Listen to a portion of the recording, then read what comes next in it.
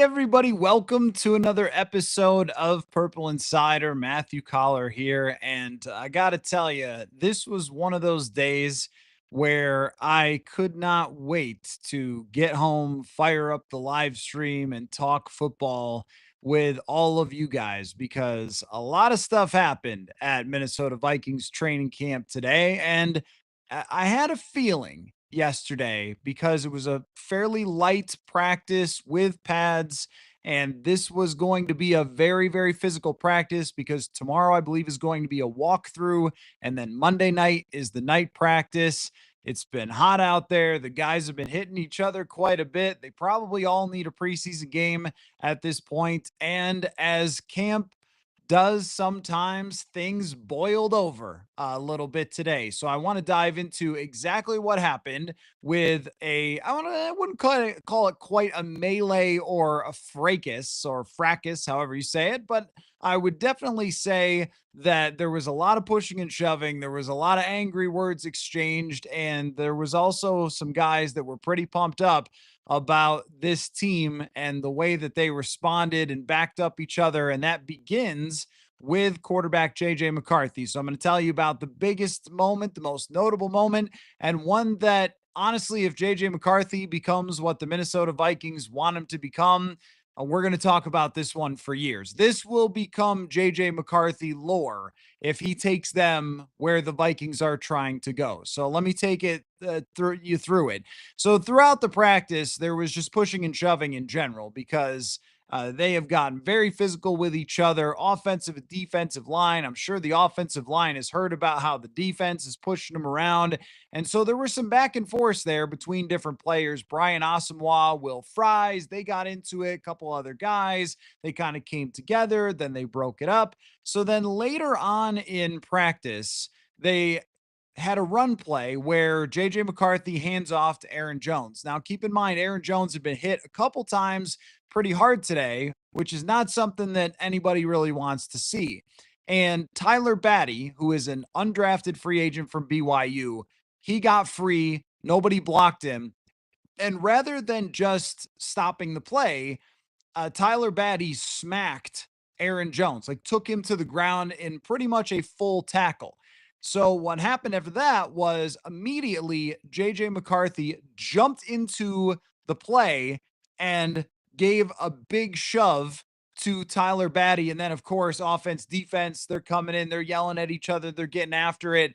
But what you saw there was no hesitation from JJ McCarthy to go after a defensive end outside linebacker for hitting his guy and crossing the line at practice. And just to give you a little bit of a visual, I think what I could describe it as is sort of like when you're watching hockey and somebody gets run and then their teammate is right there and immediately the gloves fly up. Like there was no hesitation. There wasn't a second in between it. There was no thinking about it.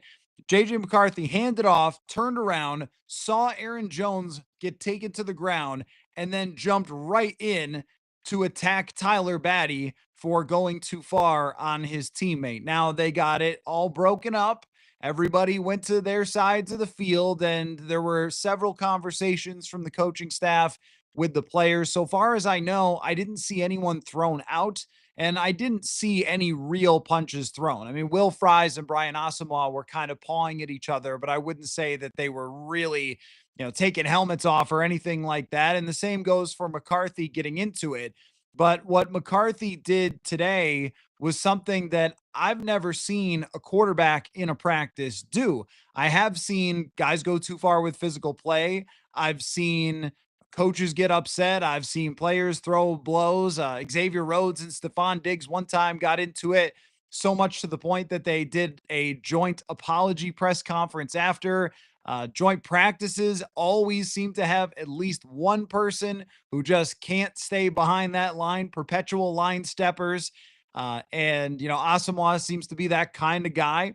But for JJ McCarthy to get in the face of another player and put hands on another player was something that I did not expect to see.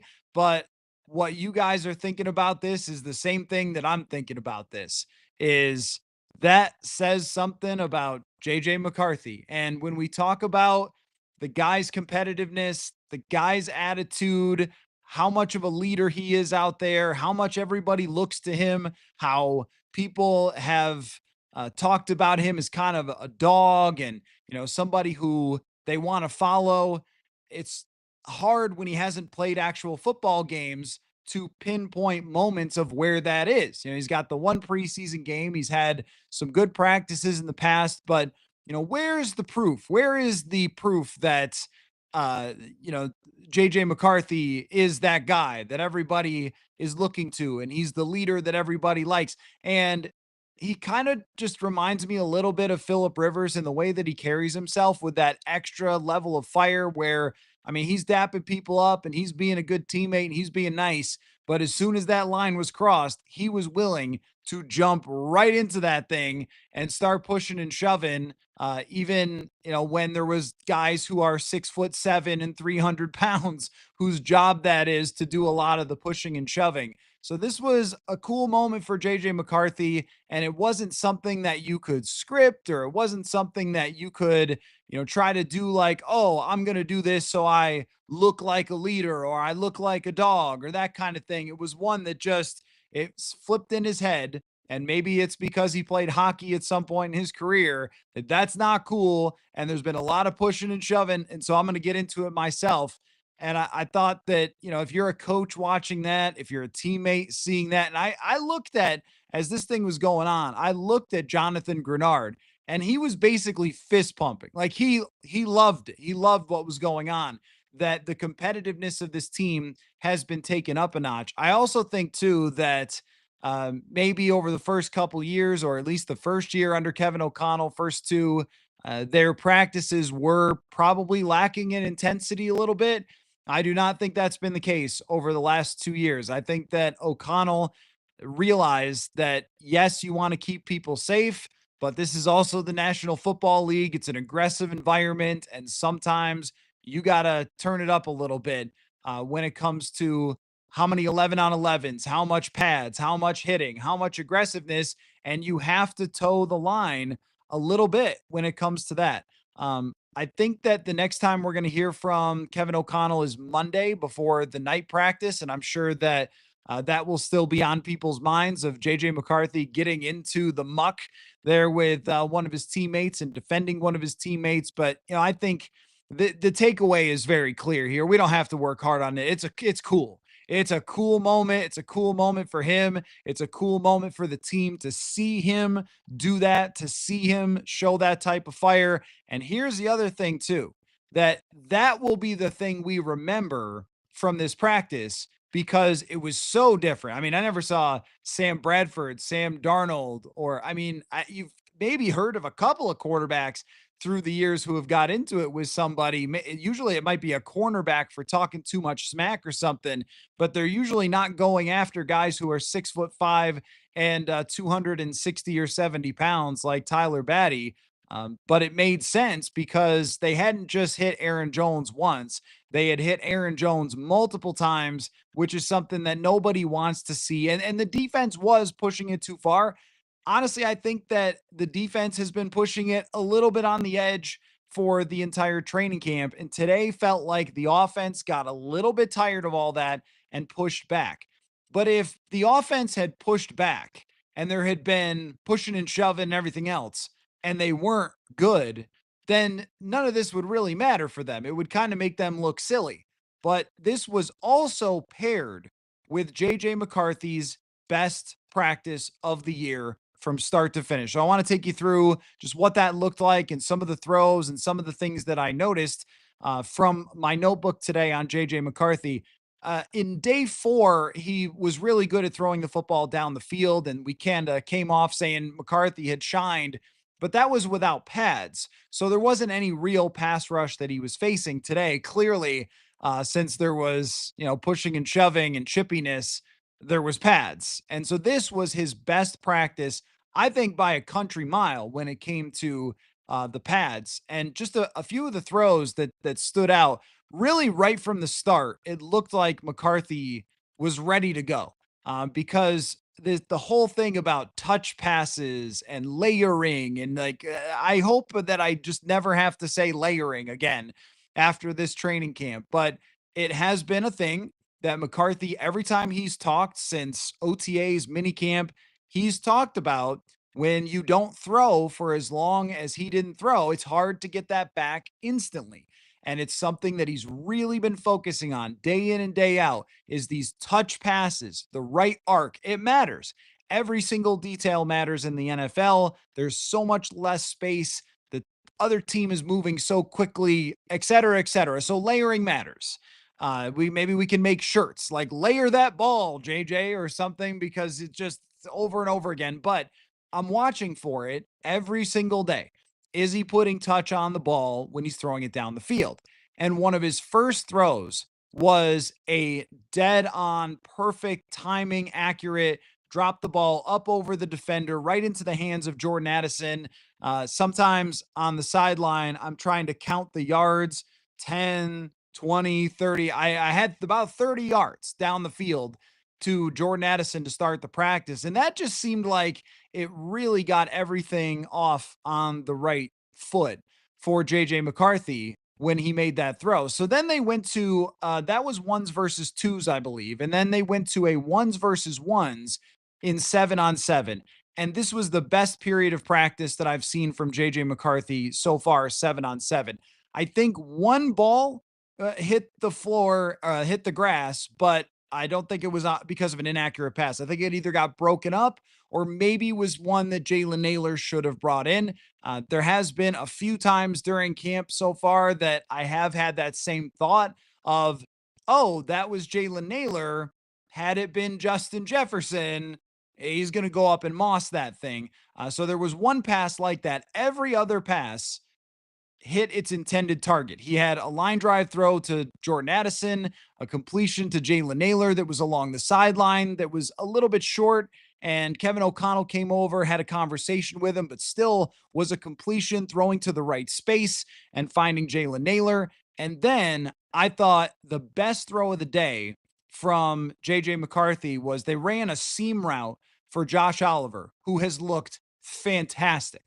I always think Josh Oliver looks great, but he has looked really, really good in this camp. So he's running a seam route, and McCarthy reads it and rips it and hits him, I mean, 25, 30 yards down the field, dead on the hands. And after that play, Kevin O'Connell, and if you've watched enough Kevin O'Connell on the sidelines, what is his go to move when he's really pumped? When he's really pumped, does he go for a high five? Does he go for a fist bump? Does he go for where you jump up and hit shoulders together? No. The low five is what belongs to Kevin O'Connell. She shows the big low five and brings it in. Well, that's what JJ McCarthy got after that throw. That's the point in camp we are, by the way, is that I'm studying body language from KOC for how much he liked to throw. But this one was really exceptional. It had the exact right arc, the right speed, perfect accuracy, 30 yards, 25 yards down the field, and just so much comfort in throwing the football from JJ McCarthy today. Had a couple of more completions when it came to the later period, and then there was the one where Jeff Okudah may have knocked it away, or it may have been Naylor not bringing in. It was a deep ball that you would expect a superstar receiver to bring in, but maybe not Naylor. And then later in practice, he had one more that was really, really good as things were getting a little bit edgy out there. He threw a back corner fade to Jordan Addison. And again, it was one of those that took touch where he dropped back. And this one was 11-on-11 in the red zone. So a lot of bodies there and just looped it up over the defender. Addison goes up. I want to say it was Zamaya Vaughn that he made the catch over. It was just a great play by Jordan Addison, a first round pick, star player kind of catch, but also a very, very nice throw by Jordan Addison. So I think what's the windup on the low five? It's almost like a golf swing. Like he brings it way back and then way low, almost like he's hitting a 6-iron or something. But that's usually when O'Connell is very excited. I think that, it was kind of funny to stand on the sideline after practice today as guys were walking off. And not a lot of guys talked after practice today. It was really long. It was really long. And the coaches and players had families out there today. So we'll probably have a lot more conversations tomorrow, but a lot of Brian O'Neill said like that was sick. Jonathan Grenard said, made a comment about how pumped up he was about it. Flores walked off the field with a big grin on his face. This team wants it. The quarterback wants it. Grenard wants it. The leaders want it. And the competitiveness is the most that I've seen in a long time from this team out there. And that's been brewing. And I kind of figured at some point it would boil over a little bit. But we have really seen that hockey slap shot. Yeah, I guess you're right. I guess you're right. It is kind of a hockey slap shot, low five. But the point just being that the throw that he made there, and then there were probably 4 or 5 other throws that were made by JJ McCarthy that you sort of just point and like that. Yep, that's the one. That's the one you've been looking for. And I thought that throughout the early part of training camp, through the first handful of days, even up to yesterday, where I thought he was quite a bit better and he had bounced back. It had just been one good throw, one throw that was kind of off. Hey, that one was a rocket to somebody because he's got a strong arm and he could fit it in, but it wasn't exactly what they were looking for. Today was the day that I thought JJ McCarthy had all the throws in his bag. The deep ball that probably should be caught by Naylor if he's Justin Jefferson, and the touch throw on a fade route to the back of the end zone or to the outside, which I've been watching really closely on McCarthy, the outbreaking routes, which he threw a couple interceptions on during mini camp. So he showed improvement there and really, really good on a couple of those today. And then the grip it and rip it type of throw of you got a tight end screaming down the middle of the field and you're going to fire that thing into Josh Oliver's hands. And I honestly, I truly think that the Vikings have 2 of the top maybe 12 tight ends in the NFL. Josh Oliver is really good. And if they are missing Jordan Addison for a few games at the beginning of the year, I wouldn't be surprised if they just run 2 tight ends and Hawkinson is basically your slot receiver. And they do that for more than half of the game because Oliver has been so good. And when they signed him, I think a lot of people went, yeah, really? Another tight end? That's weird. And I think when they extended him, even some were like, really? You're just continuing to pay this backup tight end? I think it's going to pay off. I already think that it has, that he's been very good. But this year, I think there's even another level for Josh Oliver because he seems to be really performing well so far in training camp. So I'll get all the success was not against the twos today. Some of it was, Tom. Some of it was, but not all of it. So let me get to all my other notes about practice. And this is what's so great about training camp, isn't it, guys? We just spent all that time right there on just one guy's day, and so then a bunch of other stuff happens every single day that they have a real practice. Pads versus pads, 11s on 11s, drills and stuff, new developments come about, and that's what makes this really fun. So let me get to my other notes here from practice. TJ Hawkinson was taken out of practice after maybe about half. He came off limping, and the rest of the day it was Giovanni Ricci and Ben Urasek that were mixing in at tight end. So Hawkinson is something to watch here. Looked like, now this is not me trying to play doctor. I'm just saying kind of what it looked like. Might have been something groin related as he walked off and he just kept trying to stretch it, kept trying to shake it out. And he did not return to practice. Not clear how long that's going to keep him out, if it's going to keep him out, if it was just something today. We're always looking for signs of, is this bad? Is this not that bad? And Hawkinson stayed out there and watched the rest of practice on the sideline. That would be an indication that maybe not that bad. As he walked off, Andrew Kramer did ask him, like, how are you doing? And he kind of gave him a thumbs up and said he's going to be okay. That's really all we can really go on at this point. But the fact that they took him over to the trainer's table that they have outside and kind of looked him over a little bit, and then he stayed outside, didn't run right into or wasn't carted off or anything like that. Probably a good sign, but just something to watch going forward with TJ Hawkinson if there is some sort of injury there, and maybe he might miss some practice time, but not clear at all. Just did not look very serious from the way that everyone responded at practice. Another thing that I noticed today was Javon Hargrave was not practicing. during training camp, they don't have to give us updates. They can if they want, and oftentimes they are nice enough to, but that's a goodness of your heart thing. Or maybe I don't want to be asked about it constantly thing from coaches, and not always, they don't have to. Like, they don't have to put out an injury report or anything like that. So I don't know if it was just a veteran day for Javon Hargrave. I would guess that it is, but that opened the door for a lot of different guys to get first team reps. So we saw a lot of Jalen Redmond, a lot of Levi Drake Rodriguez, and this was the one that really popped out to me, a decent amount of Tyrion Ingram Dawkins.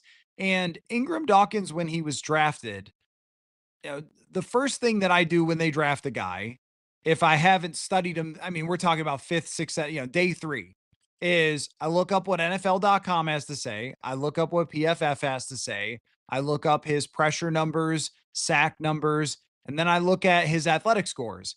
And with Ingram Dawkins, when you're looking through the other stuff, you're like, wow, this guy didn't really play a ton of football. And then you get to the athletic scores and you go, oh, what? Yeah, one of the highest athletic grades, not just this year, but even in the last 20 years, just for the combination of athletic scores versus his peers. And I think we've really seen that from Ingram Dawkins, and they've been having him play a kind of a 3-4 defensive end type of role. And, he's definitely gotten some welcome to the NFL moments from the offensive linemen. Definitely when he faced Christian Darrisaw for the first time. I don't know if he's ever seen power like that, but him getting some first team rep action maybe says something about where Ingram Dawkins is right now, that they like his progress because he's been out there more and more as training camp has gone on. Also, I'll tell you a player who stands out to me every single day for his physical play, and this was his kind of practice. Kobe King was everywhere today. He was in the backfield hitting running backs. He was slamming into linemen. He was creating pressure. He was doing everything. And I just continue to be impressed with the way that Kobe King has played so far. So, a good day today for the back end of a very small draft for the Minnesota Vikings.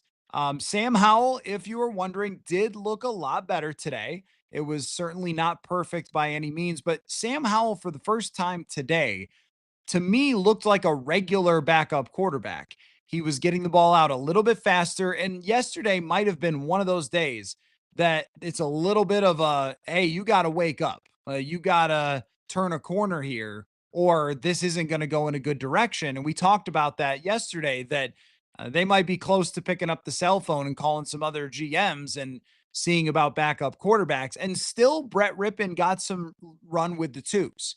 And that remains a signal that they're trying to make it into a little bit of a competition to say, hey, you're not just gifted this job. But Howell had one particular throw that stood out to me where he dropped a nice like dime over the shoulder of Ty Felton, and Felton had to kind of track it up over his head, dropping into his hands, made a really nice catch.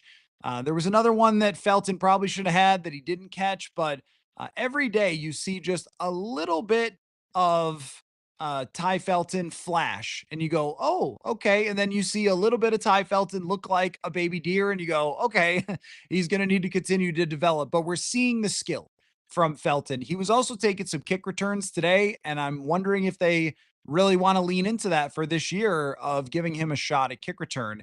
And Gazinkad, you're right. All the padded practices, Kobe King has gotten mentions. You're absolutely right. And he is that kind of player.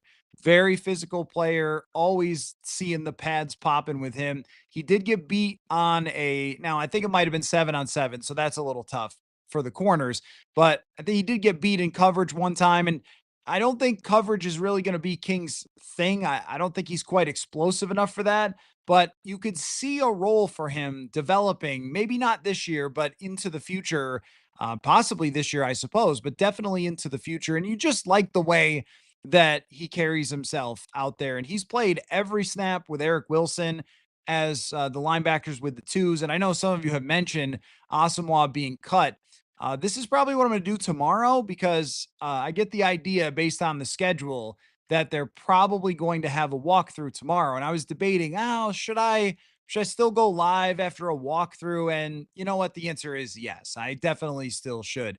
But I'm going to need something to kind of make that fun because I won't be able to go through every single play of a practice. A walkthrough is just not a practice.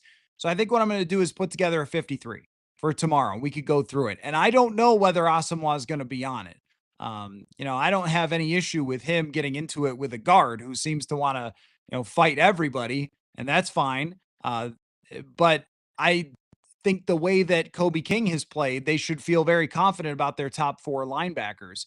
Something else I noticed today, a lot of Andrew Van Ginkel and Dallas Turner on the same side of the defensive alignment, almost like a double outside linebacker in passing situations. And I am really interested in this to see how Van Ginkel and Turner, if they do this in sort of a NASCAR package, which is where they've just got all the edge rushers in a passing situation, they put them next to each other.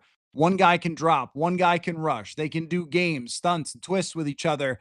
I mean, there's some real possibilities there with Van Ginkel and Dallas Turner playing together.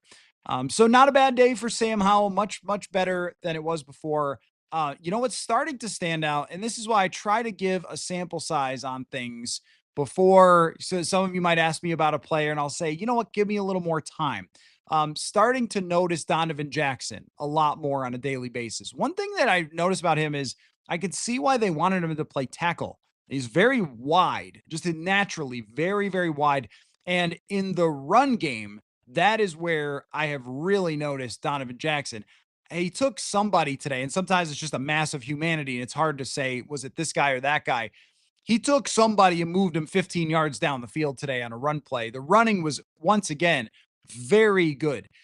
This is something that I could not have come out of another training camp in recent years and said that they are running the ball very, very well on a daily basis. I have been really impressed with that. And Donovan Jackson today, I think, was the most that he has stood out to me by far. Physical practice, get the kid in there, pushing and shoving people around. And I thought Jackson had a good day. There's still pressures that get allowed every day because he's a rookie. There's blitzes that win up front because it's Brian Flores.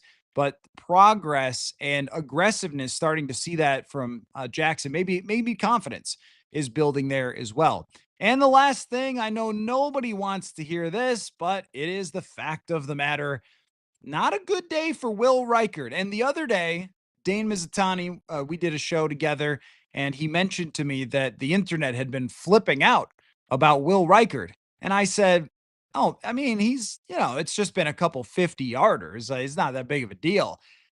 Today it was not 50 yarders. He missed two of them that were under 40, and then had two more that were kind of scraping the post on the left side. Ball was kind of spinning funny off of his foot. And at one point they let Oscar Chapman hold and he missed. So then they said, no more Australian holder. The ball spins the wrong way when you're holding. So let's get Ryan Wright back in there. But then he missed again. And I don't think, I was standing next to my friend Judd Zolgad, and I made a joke, to Judd. I said, Judd, I got a panic button here in my hands. Do you want to push it? I don't think it's a panic button situation, but this has had a different feel from Will Riker than it did last year during training camp. I mean, last year during training camp was the best kicking that I have ever seen from any kicker that I've covered in all the training camps leading up to the season. And then he came out and looked exactly like that. This has been a little bit more spotty, a little bit less sharp and in control. And we're going to talk to Matt Daniels again, I'm sure, at some point. But oftentimes in the night practice, they put a lot into the kicking. They do a lot of kicking. Fans love to see the field goals and stuff, and there's a little bit more pressure. The fans are there, the music's playing, everything else, everybody's watching. I'm curious to see how he performs in that environment. There was no wind out there today. There was no reason to have any excuse today. It just wasn't a good kicking day. And what that means in the big picture, I do not want to overreact to, but you also have to take note when the guy was as accurate as a sniper last year and then came out of the gate that way, and so far has come out of the gate a little bit off. You do have to question, like, what exactly is it that was going on there with Will Reichard? I'm not really sure, and maybe we just need a bigger sample because he's only kicked. I think he's kicked a total of maybe less than 20 times, but now you're looking at maybe I think it's 16 or 15 for 20. 15 for 20 is not going to get it done in the NFL. 15 for 20, you're cut. That's what math majors 75% is only good in 1983. Is not good enough now. I mean, you should be making 90+% of your field goals if you're going to be an above average kicker. Again, it's the start of camp. We're not in the season yet. We'll see how it progresses, but suddenly that's become a thing to watch at training camp. So there you go. I want to get to some Brian Flores as well because he had some interesting things to say. But how about we take 5 minutes or so and answer some questions because I see them loading up in the chat. So, why don't we answer some questions for the next 5 minutes or so? And then I will get to Brian Flores. First name, last name says, I saw a clip of Ryan Kelly throwing a defender into the ground on what wound up being a screen from JJ to Aaron Jones. Did you catch the play? And if so, who was the defender? I think it might have been Levi Drake Rodriguez, but I don't want to say that for sure. Without Javon Hargrave in there, and I think this was a big reason for the offense's great day without Hargrave in there, it wasn't quite the same as they were rotating in the number twos. There is a clear drop off, and Redmond, I think, is a good player, but Hargrave is one of the best in the league. Like there's a clear drop off there.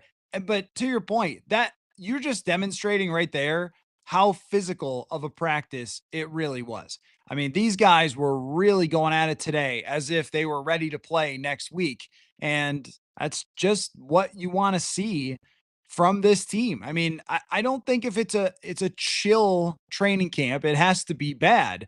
But when you have a season that they are putting the target on winning the Super Bowl, being in contention when we get to the playoffs, all that sort of stuff. And you're going to come out and say more is required and you're going to bring in veteran players. You can do all these things. The expectation is that you get into training camp and you're competing and you're playing hard and you're battling each other every day. And that's what they've been doing. And I have enjoyed the ramped up competitiveness. And as long as nobody gets hurt, I didn't like seeing Asamoah throw a fist or a swipe at Will Fries. Like pushing and shoving is fine, getting each other's faces, trash talking, just nobody push it too far. I think that's what the coaches are emphasizing. I also think the coaches went back to their offices saying, I like this. I like this team. They are ready to fight. And it might be the first time that we could say for an offensive line that they have a guy like Will Fries. You talk about a perpetual line stepper, that's Will Fries. Like this guy is going to push to the edge, to the very edge of what he's allowed to do from the National Football League rules. That is quite clear. When is the last intimidating offensive lineman? When, I mean, not tackle, we've seen that from Darisaw, but when is the last intimidating guard the Vikings had? The Vikings had survive guards. They didn't have guards that you thought, okay, this guy's going to be the first one into a fight. It was much more, hopefully, this guy lives when he plays against Akeem Hicks, and they usually didn't. Uh, Aaron says, backup quarterbacks, who can we get? Wentz, Cooper Rush. Doesn't Cooper Rush play for someone? Bridgewater, Flacco, obviously. Hate it for Sam as a UNC alum, but we need a competent backup. Any chance Rippon or Brosmer? I mean, I guess there's a small chance that they would go with Rippon if he looked great. He has gotten more twos. I would be very surprised, though, if they were going to trust Brett Rippon in that situation. The way I look at it is today was a big day for Sam Howell to look like a real quarterback. And I think he did that today. Today was what I want to see from Sam Howell. I don't need perfect. I need completions to receivers. I need touchdowns in the red zone, or at least giving guys a chance at jump balls. Like he threw one up to Thayer Thomas, who has had another very good camp. He's 3 for 3 for good camps, but he threw one up to Thayer and gave him a shot today. Got the ball out, checked it to some running backs, threw it underneath to a tight end. Like he did a good job today of being a backup quarterback. And if it starts to click for him and he has a good preseason, like this could still happen. And that's why I always bring up the Case Keenum example, where Keenum struggled so much. And finally, it kind of came together for him. and it clicked in the first preseason game. So if that happens with Howell, then I think there's still time. There's still another week or two before you would want to pull the ripcord here. I think, when was it that they decided to trade for Nick Mullins? It was probably in the middle of August when they did that. I think we need to give it until at least maybe August 14th. Let's put that date on it before we start having that conversation. Steven says not only did McCarthy jump in the fray on the baddie hit, but Will Fries came to Aaron Jones' defense earlier in the day. Love to see Fries getting in there. Do you think Ingram would? I think Ed Ingram had some nastiness to him. I just think he was bad at playing. Nastiness wasn't really the issue for Ingram. It was that, on a down to down basis, he just had so many problems getting down what the offense was supposed to be. I don't think that'll be an issue with Fries. And because of that, if you're getting run by a bunch of times and have huge misses because you lunge at people all the time, like Ed Ingram, you don't scare anybody. That's not Will Fries. Now, he's lost some reps. And by the way, he's back to taking all of the reps as far as I've seen, which is really good news in terms of his leg. Uh, Also, Ingram was fairly big. Ingram was not humongous. Will Fries is humongous. And Will Fries is a tackle-sized guard. He is 6'6", 6'7", really big guy, really strong guy. So he adds that little intimidation factor. Alexander says, should we be worried about Hawkinson? Well, Alexander, you're the doctor. You tell me. I don't think groins are your thing. I think it's feet, right? I don't know. I don't know. You never want to see a player limp off, and you never want to see them go to the training table. But if we're trying to judge from my perch, which you can see the video of kind of where we're standing, how injured he might have been, there's only a few little signs that we can try to pick up on. And one of them is, does the guy leave the field? Because if it's a very serious injury, he's going to leave the field right away. And he's going to get right back into the training room. And if it's a very, very serious injury, you'll see the cart come out and they'll, pick the guy up and he'll go back into the training room. That's not what's happened here today with TJ Hawkinson. It just looked a little bit like he tweaked something, or, fell the wrong way or landed the wrong way or whatever. I wouldn't guess that it was a serious injury, but I don't want to come back and say, oh, he's totally fine, guys. He's good. And then he's actually out 6 weeks or something like that. I don't want to mislead you guys at all. So I'm a little bit careful when I'm trying to talk about injuries. Alexander adds, what's your impression of Fries been? My impression's been good. I do not think that Will Fries is going to be a flawless player who never gives up a pressure and never swings and misses or anything else like that. But I do think he's going to move bodies in the run game. And that's where it's really stood out for this entire offensive line. Kelly's been fine, but Donovan Jackson, or, what you'd expect from a really good center. But Jackson and Fries, this is the guard combination you've been dreaming about for 10 years, 12 years. How long have you guys been waiting for guards that could actually move people and cause havoc? I'm going to guess a long time, a long time. And I think that it's actually there. Brett with the super chat. Thank you so much for that. Great to see JJ get fired up. The offense needs that. I think so too. I know that, Kevin O'Connell said yesterday, and we kind of went through that, of like, hey, toughness in this league is a down to down, get everybody back organized and lined up and make the right decision and make the right play over and over and over again. And that's what real toughness is, right? That's how you are sort of guiding your team through the storm, is to always be the guy who gets them back lined up, runs the next play, never rattled, that sort of thing. But I also thought with today, it was just the right situation. If he did this in any other situation, if it was just pushing and shoving and then McCarthy threw himself in there, it would have been weird. This was the right situation where nobody really saw what happened, except because the offensive linemen were blocking forward and Aaron Jones gets hit alone in the backfield by Batty. The only person who saw what happened really was McCarthy. So he decided at that moment that it was his turn. Like, he had to do something about it. He had to get into it. And he does have that fire to him. He really does have that fire to him. And we knew that, but this is just a little bit more evidence of that, of this is why everybody is drawn to JJ McCarthy. It's his competitive fire is one of the reasons that you get drafted 10th overall, even though he didn't throw that many passes in college, right? Um, Jude wants the daily Zamaya Vaughn update. Well, he was welcomed to the NFL a little bit by Jordan Addison, but that is not unusual in practices like this. I think Vaughn's been great. And I was really, so I didn't pull the clip to play for you guys, but my eyebrow was raised when Brian Flores was asked about Dwight McGlothern.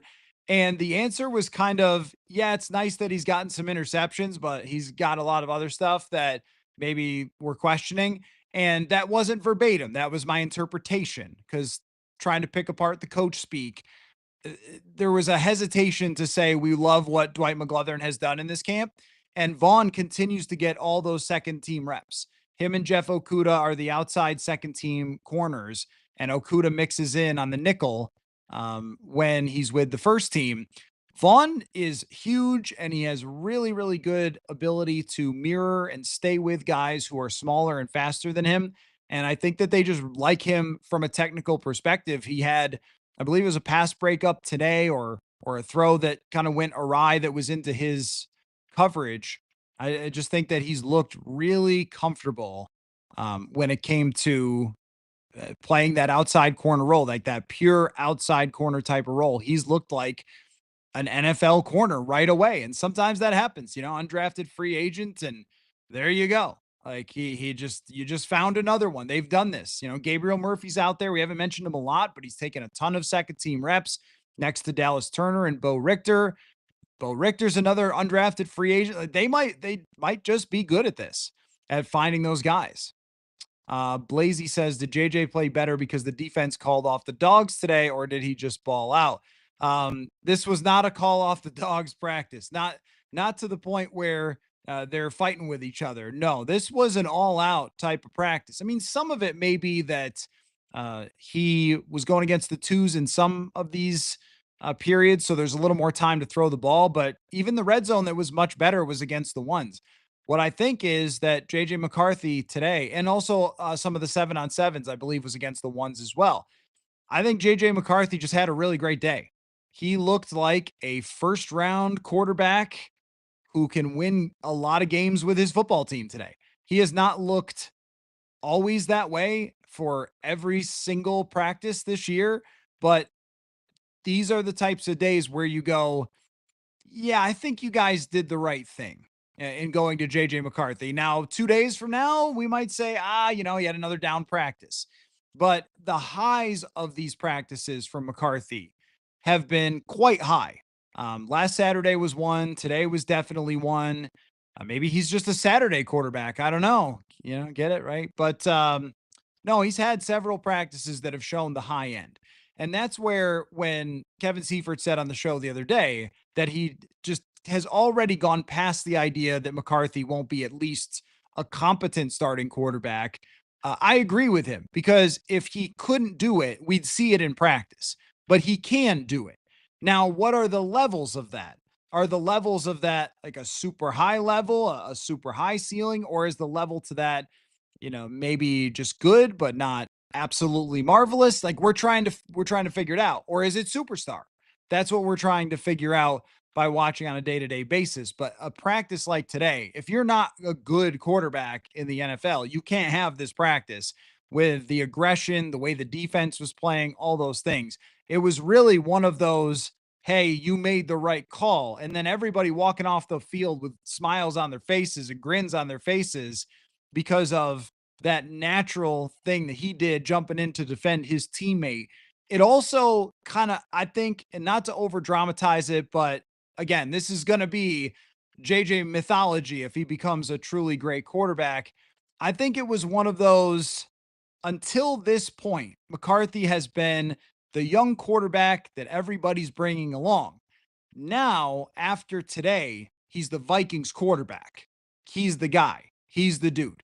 And I'm not saying that players weren't buying into him. They most certainly were. And every comment we heard from them, it seemed like they were. But you also have to show it. and in him going after another defender and dropping dimes left and right all over the field, that's one of those like, I'm the guy. Because you need to show it. You can't just say it. You can't just dap up enough people. You can't just be a magnetic personality. You got to show it on the field. And today, he showed it on the field for sure. Real quick, let me get to the FanDuel question of the day, and you guys can drop into the comments your answers to this.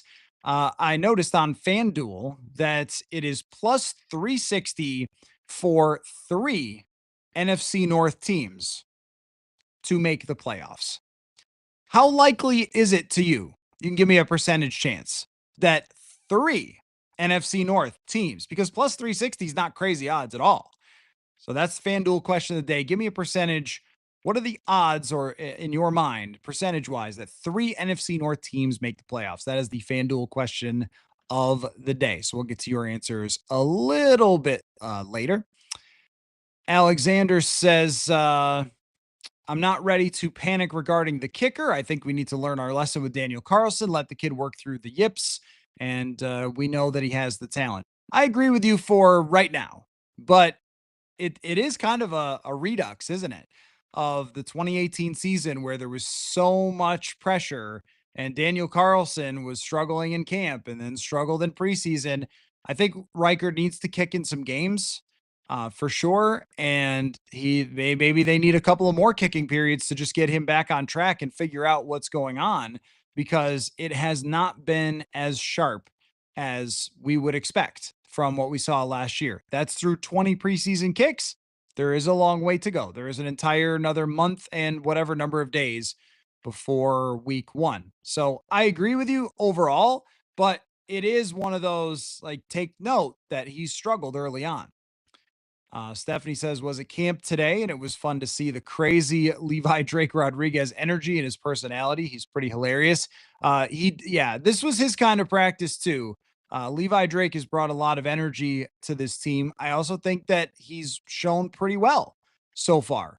Um, I do think that Levi Drake has taken that step forward that we've been looking for from last year, and he's getting all the twos and could be in the rotation. He was certainly in today when Hargrave was missing. They were rotating all three guys, probably to try to get a sense for who's really going to be there. So John says, here's the thing. Our team has been SOFT for a long time.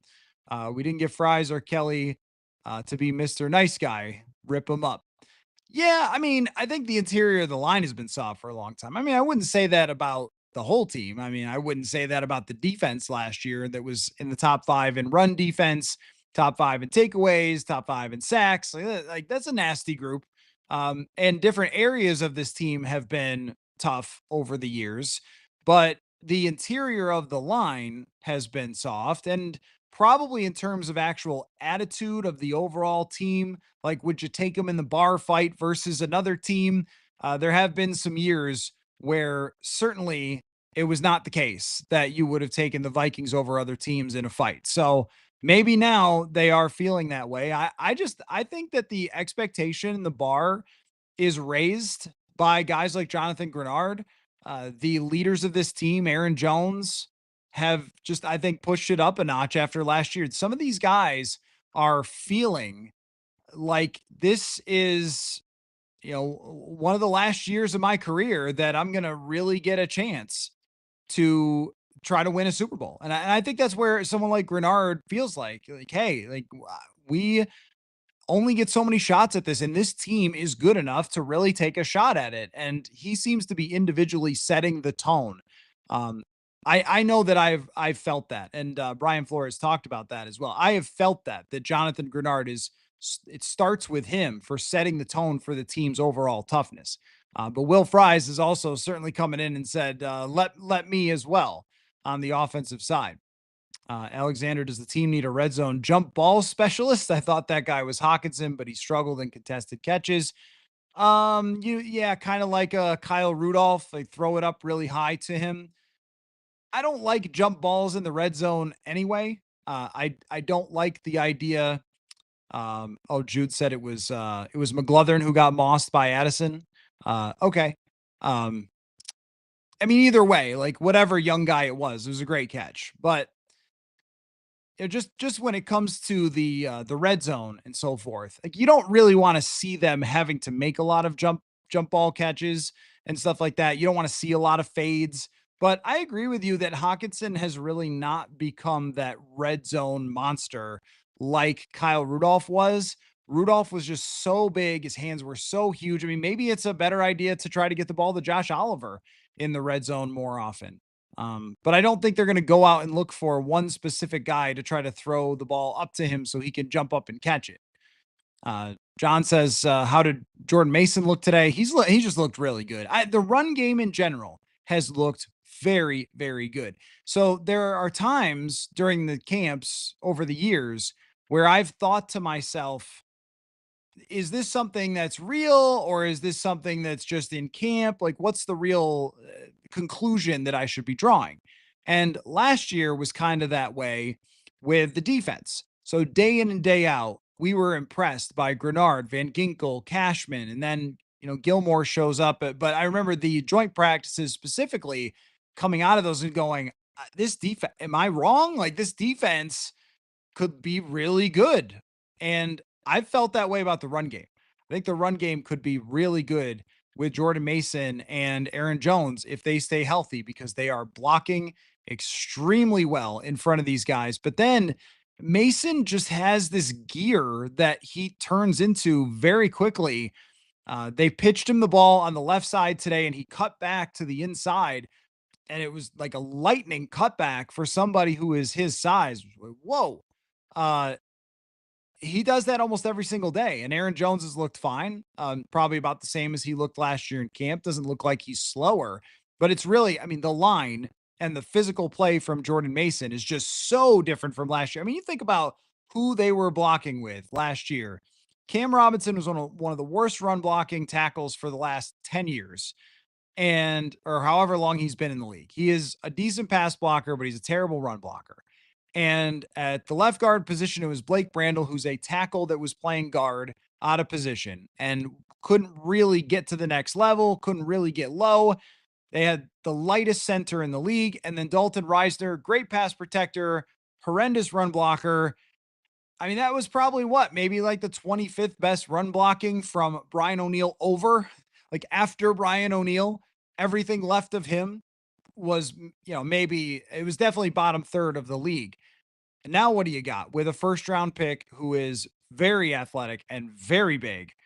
And then, one of the better centers of the last decade and one of the more violent run blockers. Like this is just so different when it comes to the run game. And I know Kevin O'Connell made a crack the other day about us not saying enough about the run game. And it's hard to do because they're not tackling.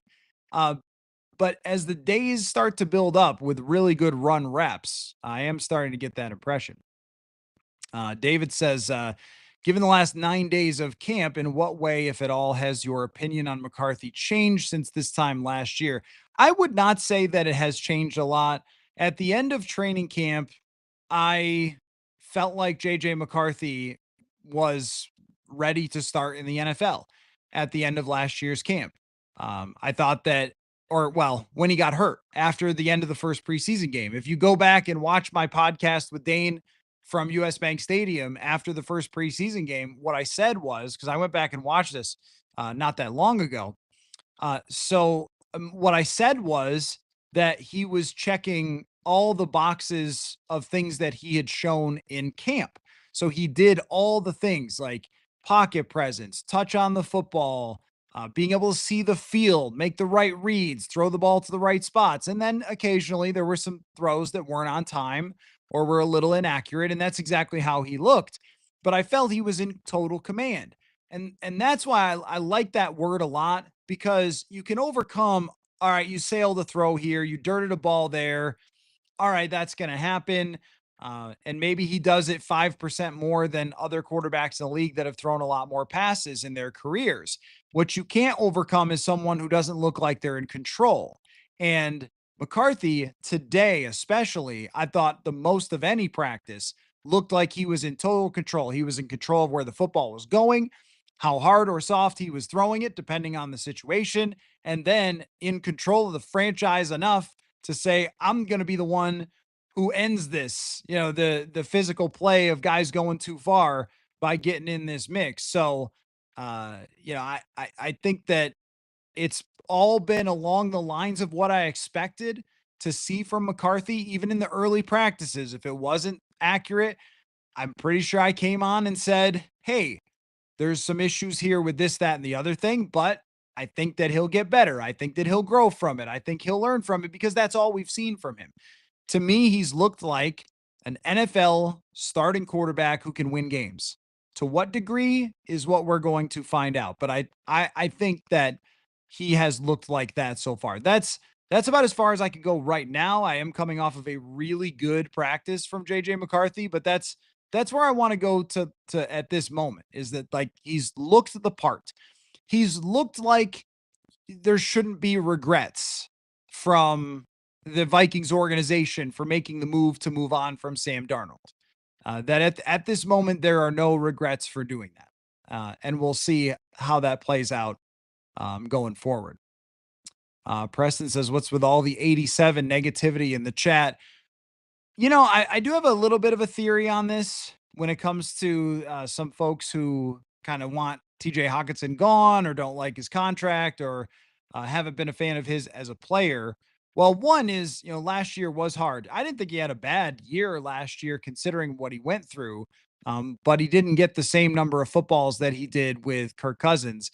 What I think is that there is so much talent on this football team, and there's so many guys who are playing well or look like they're ascending or are proven players, that Hawkinson is coming off a down year. And I think we're just looking for things to be concerned about. And I mean, if he's going to be banged up and not be as fast as he was, then yes, then that is a concern for sure. It is a concern if he's going to have some issues with health like he did last year, and coming back from the ACL injury. That, not to say it was his fault at all with the ACL tear, but he wasn't as quick, he wasn't as explosive coming off that injury.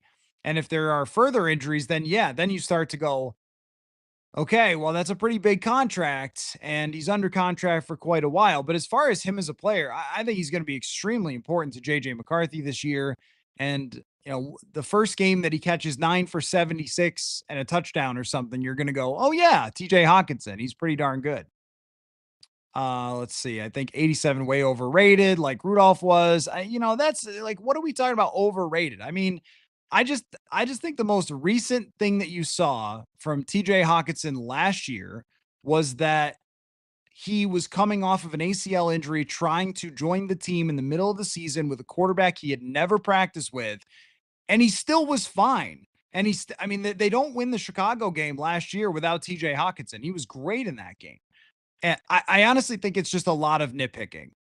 It's just a lot of nitpicking away at TJ Hawkinson, because you go back to before his ACL injury and he was fantastic. He was a Pro Bowl tight end in 2023, one of the best players on the team and one of the best at his position in the league. And he's been doing well at training camp. But it's for some people, any opportunity to get really down on a player who's got a contract, that happens too. And I don't like overrated. I don't know according to who. Like, he's made Pro Bowls and he has played exceptionally well. He's put up huge numbers at times in his career. He's been a very reliable weapon.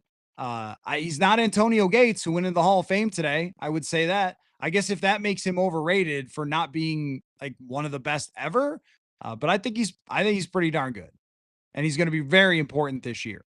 I'm a carpenter says, how many reps did Darisaw get today? He did not participate today. They gave him today off after yesterday. Probably a smart move. Is John Parker Romo still in New England? I don't know. Someone's gonna have to find that out.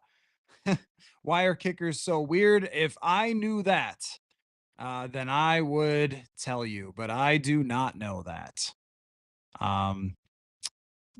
What kicker got cut after half a season? It wasn't half a season, Kevin. It was Daniel Carlson, who got cut after 2 games. Is Matt Daniels not training the guys? Always and forever, folks. The special teams coordinator does not have anything to do with whether the kicks go in or not. That is an individual thing on the kicker. There's nothing you can say to them. There's nothing you can do. There's no lesson you can teach them. They got to figure that out themselves.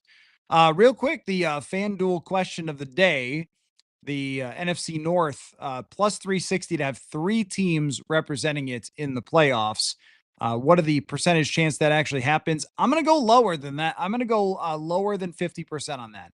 I think with some other divisions having quite a few good teams and quite a bit of depth in them, I don't think that the NFC North is sending three again. If I had to guess today, I would go Lions and Vikings, and the Packers miss by a game and the Bears win 7. That's where I would go right now. I'll go 45% chance that, and some of you math people can convert plus 360 into a percentage. I'm not one of them, but that is my answer to FanDuel question of the day. So, Jack said Riker was 80% last year. Not great.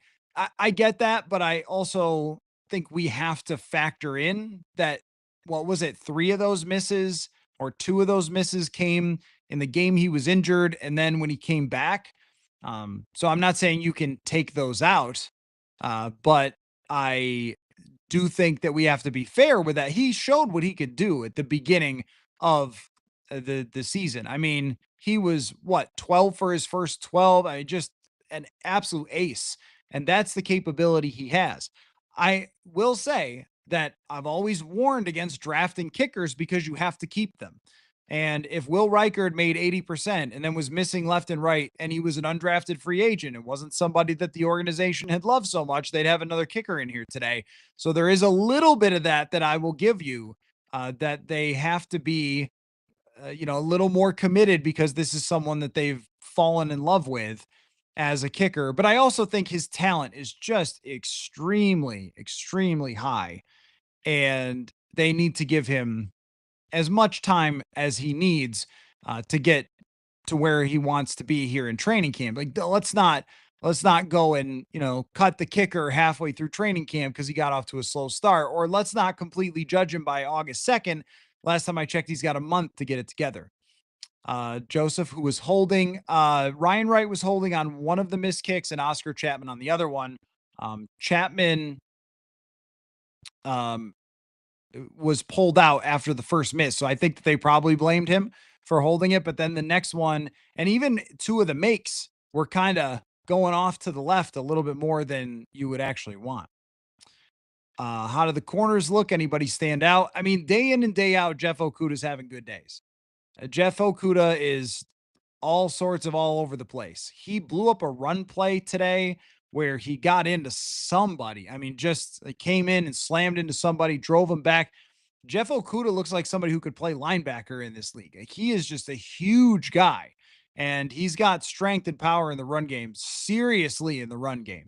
And that's shown up in his data before, that he's been very, very good when it comes to the run. So actually, now that Okudah comes up, and look, what's funny is that Isaiah Rodgers has basically not been mentioned at all. And I think he's looked really good. I think he's looked really solid. He just hasn't gotten a lot of targets because a lot of times if they're going 2s versus 1s, Howell has been struggling so much. But I think that the movement skill of Isaiah Rodgers is really, really special. So speaking of Okudah, why don't we hear from Brian Flores about Jeff Okudah, because he is becoming like, we need some version of we have Mr. Mankato for the undrafted free agent or late draft pick who ascends, right? And shines throughout training camp. But we don't have any name for the guy that surprises us the most, or is the former draft pick taking his last shot at being a starter. It might be the Jeff Okudah Award someday. If you guys can think of other players who are like that in Vikings history, let me know. I'm blanking on too many of them because usually this doesn't work out. So here's what Brian Flores had to say about Jeff Okudah. Brian, is Okudah somebody who has always been on your radar, or just over the years have you studied him? Like, I think, when he was coming out, obviously highly rated. So, I've watched him for a long time. The skills there, the athleticism, the length. I was excited to have the opportunity that we had the opportunity to work with him. Um, and again, I think he's done a nice job, and I think he's improving. To answer your question, yes. I think we end up watching a lot of corner safeties, really all positions, and I think that's a good thing. I always tell young coaches, study all the guys at your position that are at the combine, or you know have some bug or get drafted, because inevitably, 3-4 years down the road, you'll probably end up writing another report on them, via free agency, via trade or whatever, and have a little bit of background and say, hey, I did some work on Okuda or Isaiah Rodgers, years previous. Maybe that's my scouting background talking, probably is, but I think that helps to have kind of a history with your own history with a player, and that's the case with Okuda, and I'm glad we have him. Again, there's a lot of work left to do. Still early, but he's off to a good start. How unique is his style of play compared to the other corners you have on your roster? Well, I think physically he's big, he's got long arms. So his ability to potentially put hands on receivers is it's something he's done well over the course of his career. And now it's just how consistent can we be with that? So there you go. Mentioning at the end some of the techniques and being consistent, which I think that Jeff Okuda still has to prove. And Flores was very complimentary of Mekhi Blackman today. So I don't think that this is. I kind of go back and forth every day. I'm like, is this locked up or not? Because yesterday O'Connell made a comment that made me think that okay, this looks like it's locked up and it's not going to be that much of a competition. But then Flores kind of left the door open for that a little bit more today. But, clearly somebody that he's had his eye on for years. And if there's someone who's going to make the most suddenly out of Jeff Okuda, it probably is Brian Flores. But his raw physical skill in a training camp really, really shines. Carl says, is the backup center looking okay and Logan Brown or Rouse looking good? I would not say that either tackle for the backups has looked good, but they have been going up against the ones so far, and that's really, really tough. They're just not built for that to go up against Van Ginkel, Dallas Turner, Jonathan Grenard. So I don't think they've had a great camp, but I wouldn't have expected them to. I think preseason games are going to be huge for both of those guys. And then as far as Michael Juergens, he got a little bit of a message, I think, yesterday where they had some other people take snaps after there was some snapping issues, but he was back in today. And Ryan Kelly took one series off today. Didn't look like there was any issue. Just had one series off, and Michael Juergens was in there snapping. So there may be some snapping issues. I think Juergens has been okay. Again, like these guys are getting destroyed by the interior of this great defensive line, which does make it a lot harder.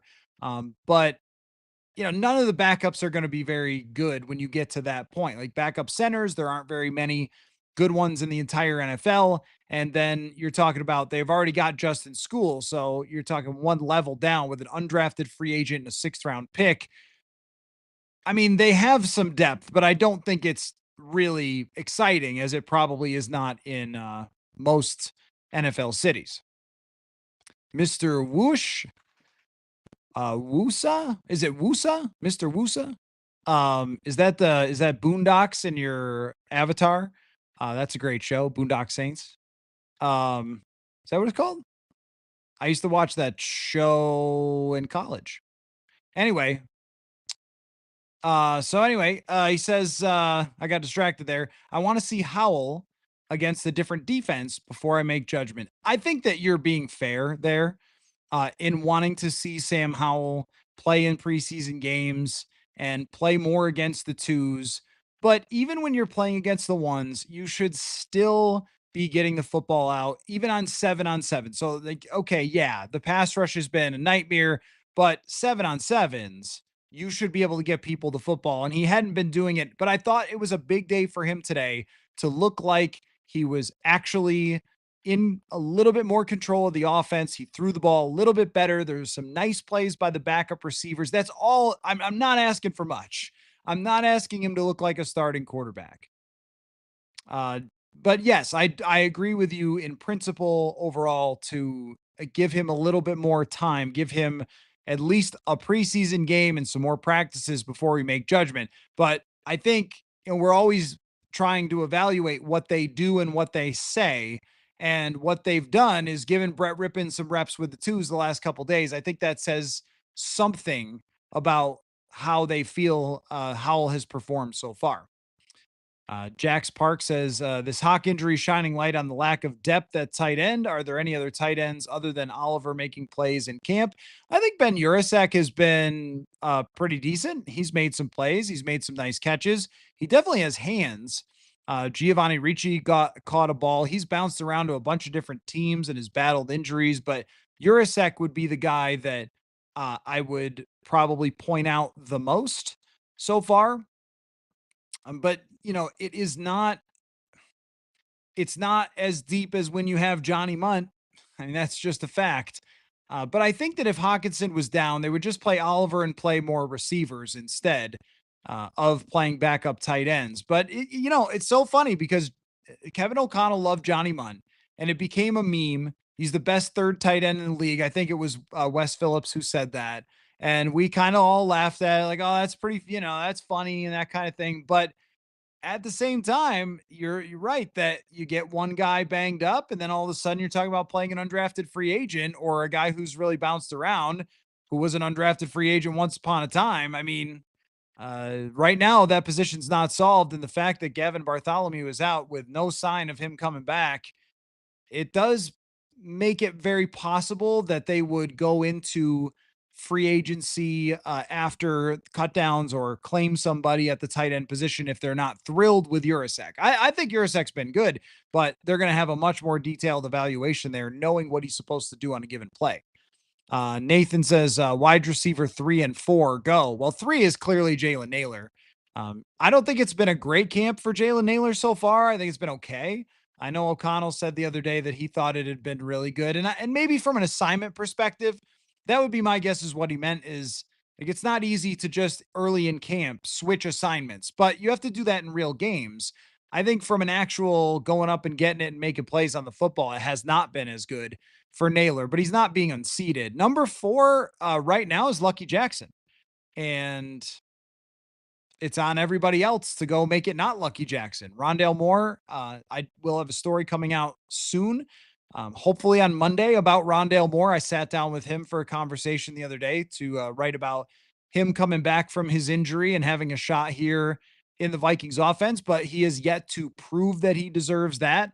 And Ty Felton to me is not really in the mix. So it's kind of Lucky Jackson, Rondale Moore for wide receiver 4 at this moment.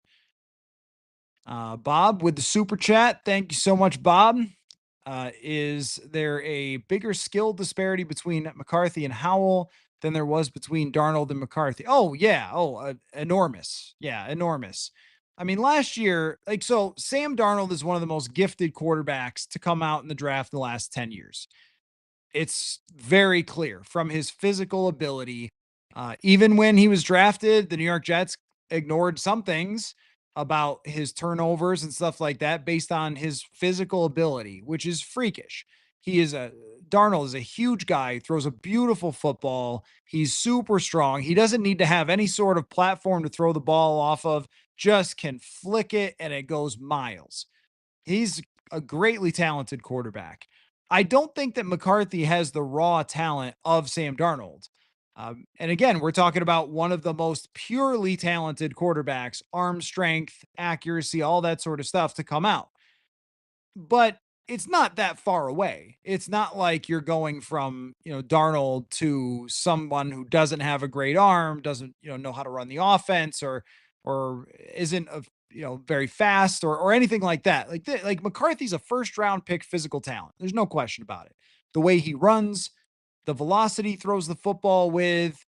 He can throw off platform, like I was describing the throw yesterday about throwing back across his body, putting huge velocity. He loves that kind of 3/4 arm. I'm on the move, just let it rip type of throw. I'm trying to think who does that. It's not like a Favre, but it's just kind of this little like I'm on the move and I can kind of flip the hips like a shortstop and flick it over to first base. It's kind of got that throw. the gap between McCarthy and Howell physically is enormous. I mean, that's a first round pick versus a fifth round pick. It's a massive difference. Howell doesn't really have anything more than a below average arm. And I think he's like a decent athlete, but he's very small too, which matters. He's not very big. JJ McCarthy is big.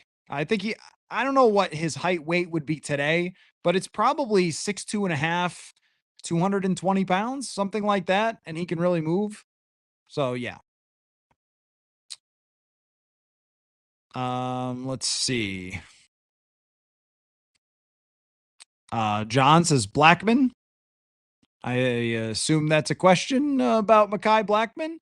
Uh, at very least, Mekhi Blackman was mentioned today by Brian Flores as someone he thought had had a good training camp, that was still getting back into the swing of things coming off of his injury. And I'm going to tend to believe that. He's taken a lot of reps. He's been out there. He hasn't looked like Mekhi Blackman from a couple years ago yet to me, but this is the first 2 weeks coming off of a major injury. So does that mean that he starts to ascend as we go forward here? Does it mean that we do see more of a competition between him and Okudah? Because Flores, at the end of his comment there about Jeff Okudah, kind of left that door open to, hey, I need to see consistency from Okudah, and that might still allow Blackman to be in this mix. I kind of thought yesterday, with Kevin O'Connell's comment, that that's not really the case. That what O'Connell said was, we see a clear role for him. And when you say clear role, to me, that means in the lineup, playing, starting, or that kind of Shaq Griffin role from last year. So we'll see how it plays out. I think what might tell us a little hint will be if Okudah plays in the preseason game along with Blackman, then we might still have some competition there. If one of them does not play, or well, if Okudah doesn't play and Blackman does, well, then maybe we've got more of an indication of where they stand. Because it used to be that Zimmer would just show us the depth chart by playing all the starters in the preseason game. But now you almost have to judge it the opposite way. If a guy doesn't play, that means really good things about him. Bradley, does McCarthy look as good in practice as Cousins did up until this point? No, not as consistent, not as consistent as Kirk. I mean, when you've been in the league for this long, um, yeah, I don't have the Diet Dr. Pepper today. Sorry, I clicked the wrong comment there. I got the Pepsi going. Hey, whatever soda brand wants to sponsor this show, you'll be the one that I drink during every one of these live streams. So keep that in mind out there, marketing executives, just in case. Cousins was more consistent at practice, where the bad practices were still fine and the good practices were really, really good, where it looked like he couldn't miss. But Cousins had spent how many years, 10 years refining his throwing ability and had run many, many practices. The exception to that would be 2022, where he was learning the new offense and there were some really bad days. 2018, there were some really bad days of learning the new offense. But I mean, McCarthy is just getting his feet wet in doing this. And to be at this point so far, I think is pretty darn good to be at this point with the lack of experience, because Kirk had years and years and years of experience. So he should be hitting deep balls. He should be executing. I mean, there was 7-on-7s for Kirk Cousins where the ball never hit the ground. Every single pass is a completion. I mean, we're just talking about two very different things at this point, where McCarthy, you're looking for gains time in and time out. When Kirk was the quarterback, I would often just watch other players. Like, I knew he was the quarterback. I wasn't really even looking at him a lot of times. I'm watching a receiver, I'm watching a corner. And that's why in years past, I've come and done these shows and I've probably had a lot better information. How does this guy look? How does that guy look? Like, there's so much focus for me on McCarthy. I'm trying to pick up things on other players as much as I can. But with Kirk, you just knew it was going to be mostly on point, except for, those 2 years where there were some rough moments. As far as the FanDuel question of the day, we've got a wide range of answers here. J Mull's 60% that 3 NFC North teams will make it. Tim is only 20%. We've got 70% from Tom, 80% from Bradley, 60% from Aaron, only 33 from Krawll. Don't know how to say that. Northern Pride 33%. Julio going 68. Dan 42.431. Thank you, Dan. Ron 65. All over the map. All over the map. Three made it last year. Brett adds in, but the schedule will be harder this year. I think it's very possible, but I would only do probably a coin flip.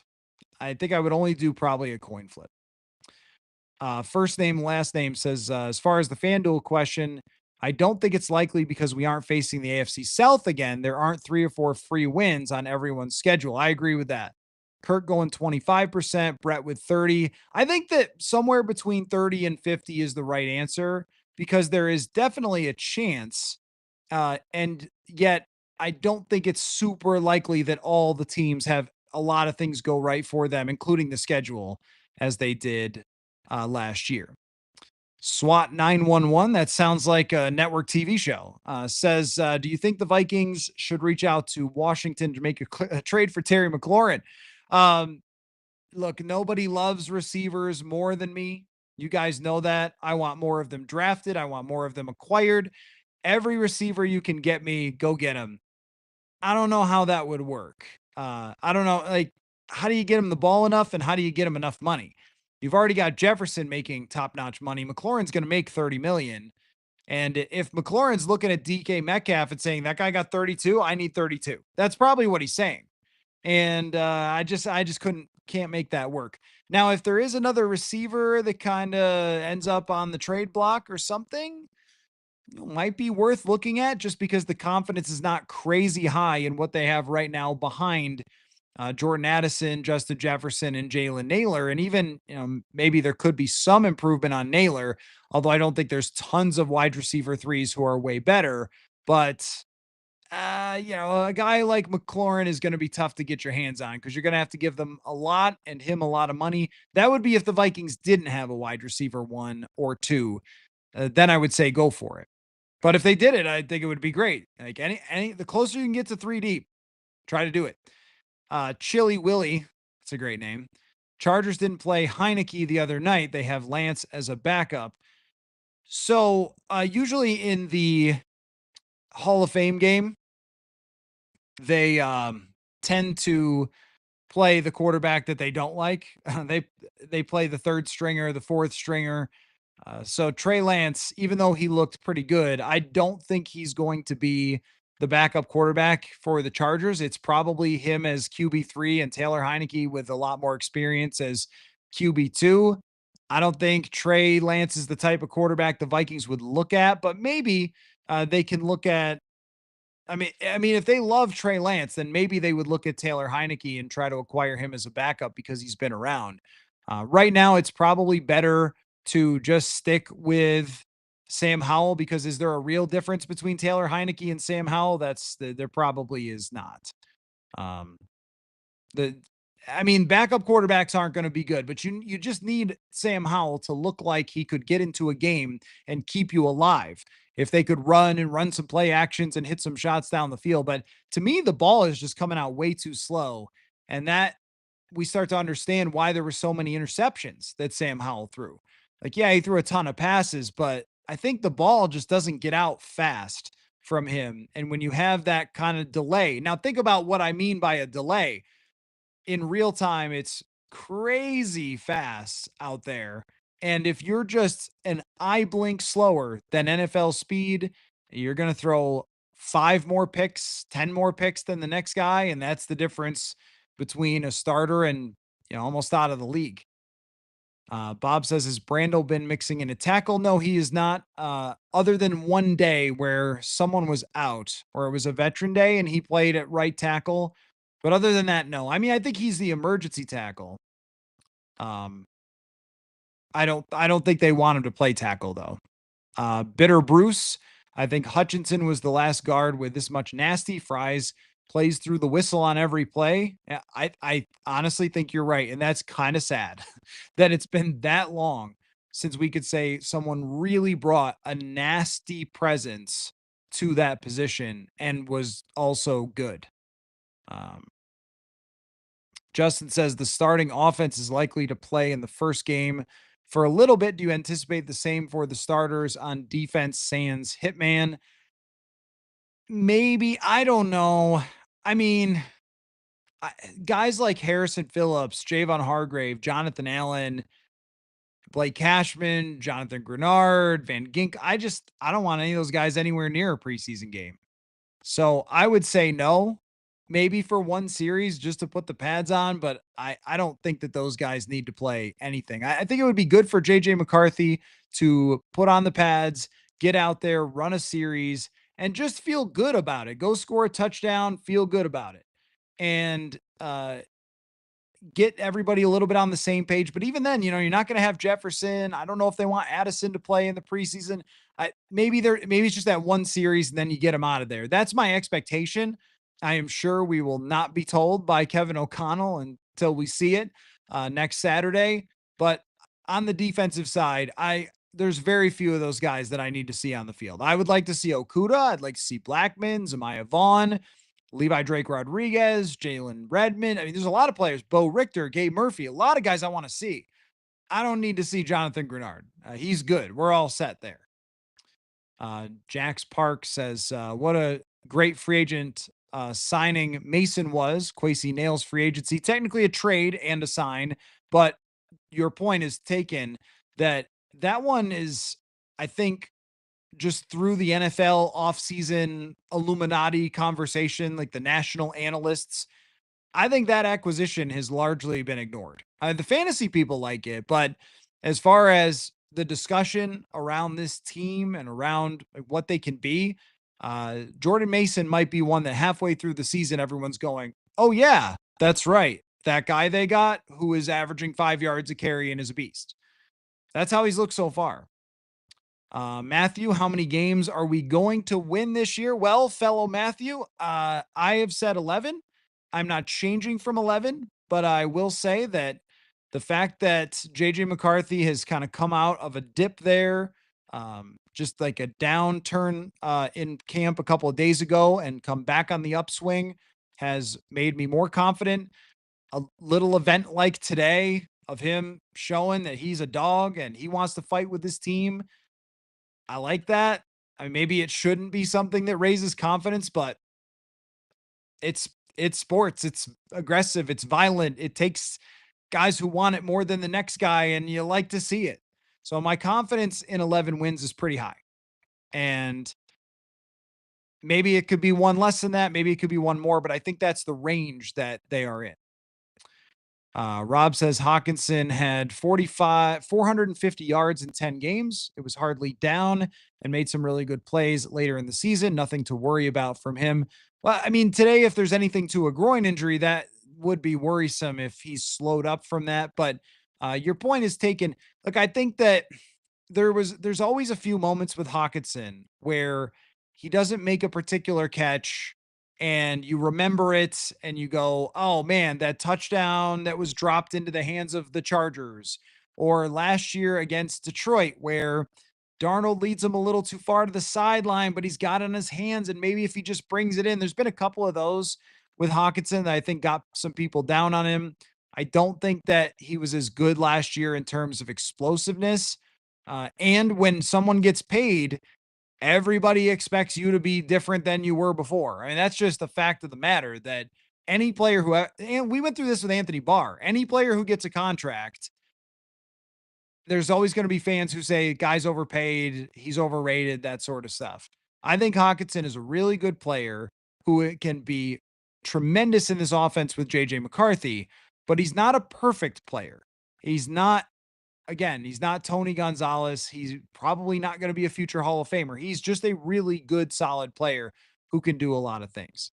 And Stephanie makes a great point that Darnold used Hawkinson differently than Cousins. That's absolutely true, but it's not like he did nothing. It's not like he never had good games last year. He did have a few where he was a legit impact player.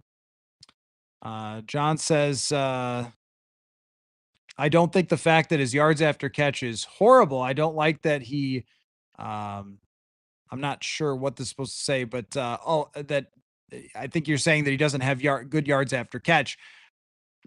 I mean, he had been good in yards after catch when he was healthy. And what he really does, I think here's one of the issues too with Hawkinson is that to understand why Hawkinson is good is to kind of get where he fits just in general in the uh like offense. So you have so many deep zone coverages. And what Hawkinson is really good at is seeing the defense, understanding what is happening defensively, and then getting to the right spot for the quarterback to find him as a target there. That is not sexy work. It's 8 yards a catch. Sometimes it's 15 yards a catch.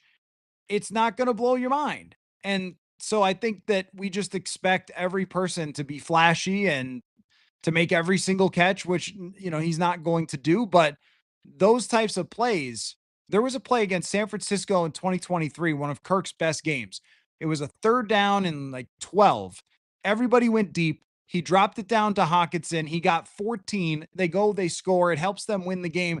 Stuff like that is not that memorable and it's not that exciting. And he's not creating a million explosive plays. But also, when you have a tight end who doesn't do that stuff, Irv Smith Jr., then you really notice it. You really, really notice it when you don't have a tight end who's great at identifying stuff. So I'm going to continue to feel like Hawkinson is set up to have a really good year and be very important this year. And also, when it comes to how much guys are paid, I honestly don't care anymore. Like, not under these circumstances. When it came to the Vikings from 2018 to 2020, whatever, three, it mattered a lot because you were paying the quarterback a lot of money. Now, oh my gosh, someone's overpaid. Does it matter? Has it restricted them from doing anything? The answer is no. So that's different when you have a rookie quarterback contract that allows you to work around. Maybe Hawkinson will be overpaid by 5 million versus his production, but I'm not that concerned about it because I'd rather just have TJ Hawkinson. Uh, Aaron says they had 8 captains last year, and then you named the captains. Beside McCarthy being a captain, who else do you see? Grenard. I've never really paid like a ton of attention to who gets the captaincy, but Grenard to me has been that guy. I think that you are easily naming him a captain at this point. That he has done it with his actions at this camp and his words and setting the tone for everyone from day one. But really, the actions are what matter the most, and come out and practice like a madman and just said, this is how we're going to practice. I honestly think he set the whole tone for the whole camp. And a lot of it has also been frustrating, I'm sure, for McCarthy and Howell to be like, stop.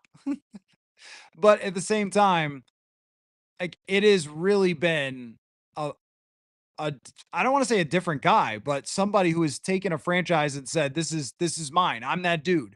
I am that number one edge rusher, elite player in the league who wants to win. And it's been something to see. And actually, Brian Flores talked about that. So why don't we hear from him?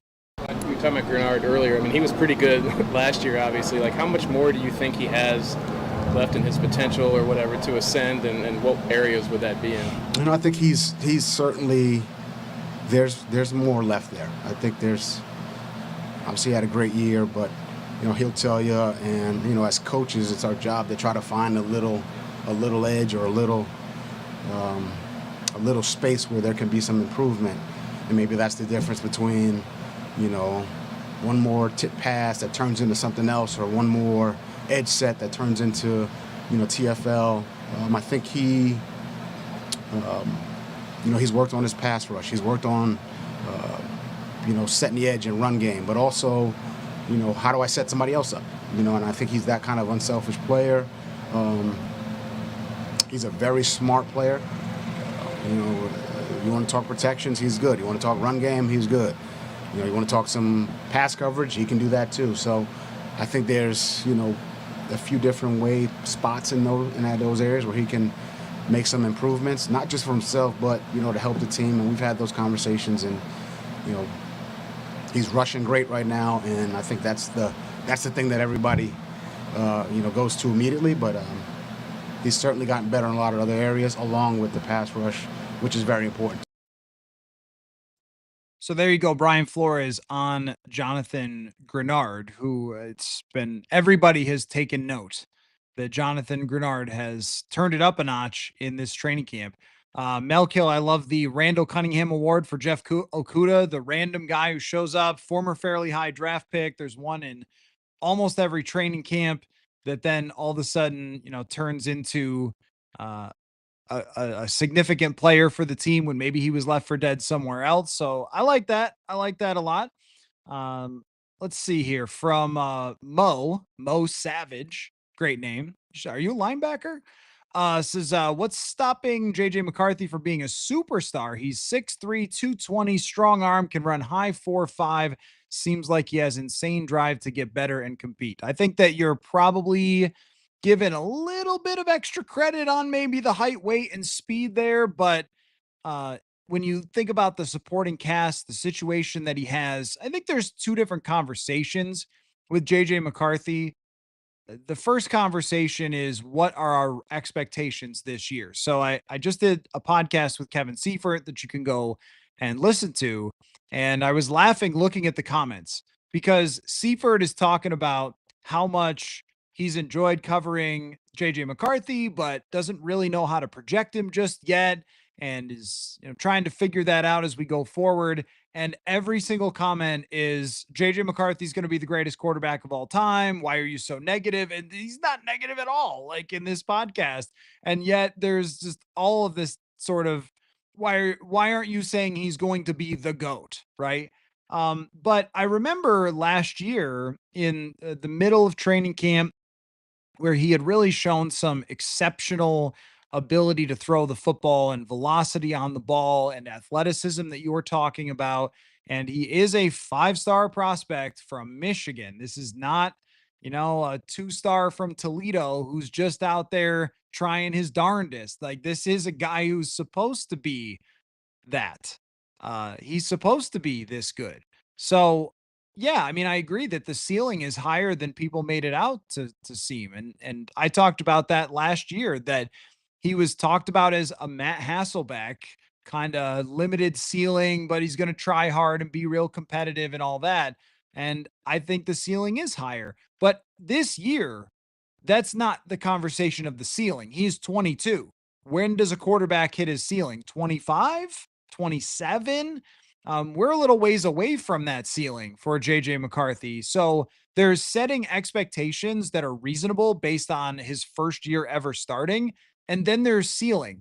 Like ceiling by the end of 2026, could JJ McCarthy, with his skill set and the supporting cast and coaching and physical ability, be a top 10 quarterback? Yeah, he could. Is it likely that he will be a top 5 quarterback like today? No. Is it likely that he'll ever reach Josh Allen or Lamar Jackson? No. I don't see that happening, but he could reach the levels of other quarterbacks that we've talked about a lot on the show that we see reaching NFC championship games, Super Bowls on the right team, things like that.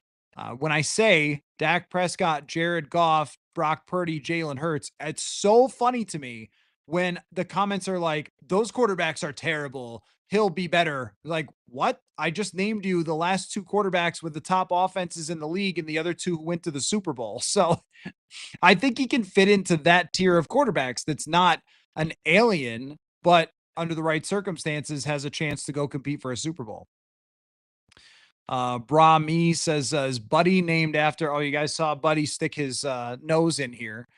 Yeah, he is. He's getting much more comfortable with live streaming now. We had a snafu the other night where he ripped all my wires apart, and that did inspire me to change the camera angle and situation a little bit to make sure that that couldn't happen again.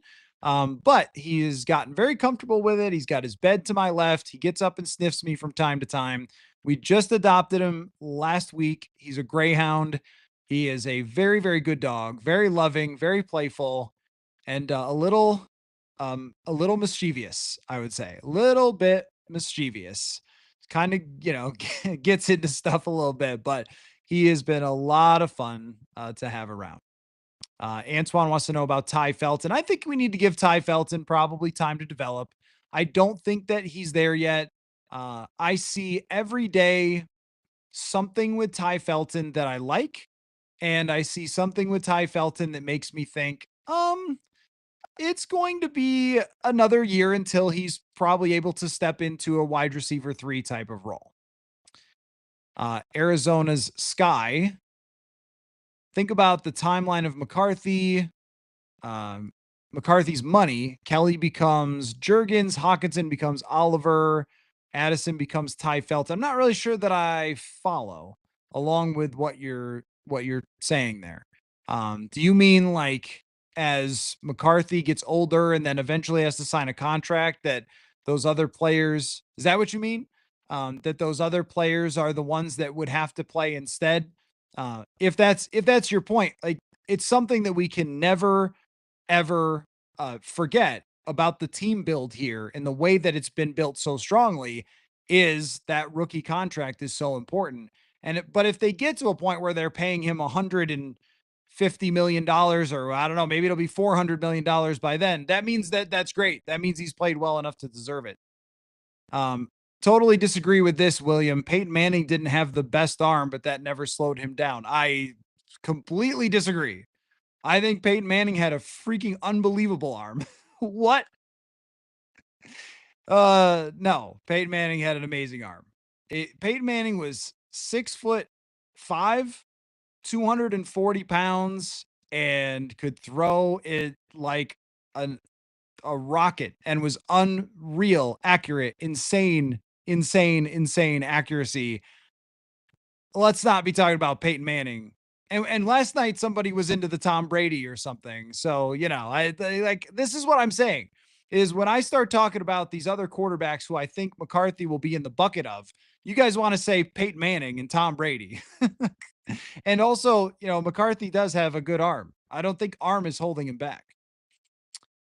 Dino says, how is the rookie defensive tackle Dawkins? Tyrion Ingram Dawkins. Well, him getting in the first team today, I thought was a really good sign for him. And he's just gotten more and more action out there. And that's been really good to see from him because he was talked about as really just a project type of player.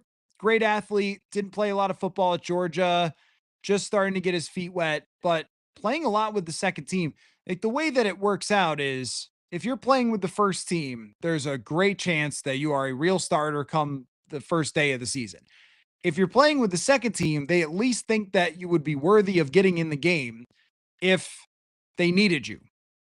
And if you're not on the first or the second, then you're fighting for a practice squad spot. And the fact that Ingram Dawkins is getting more and more with the second team says to me that they think that he might start out as somebody who's, I don't know, like inactive on game day and then works his way up and up to maybe being active. And then we'll see.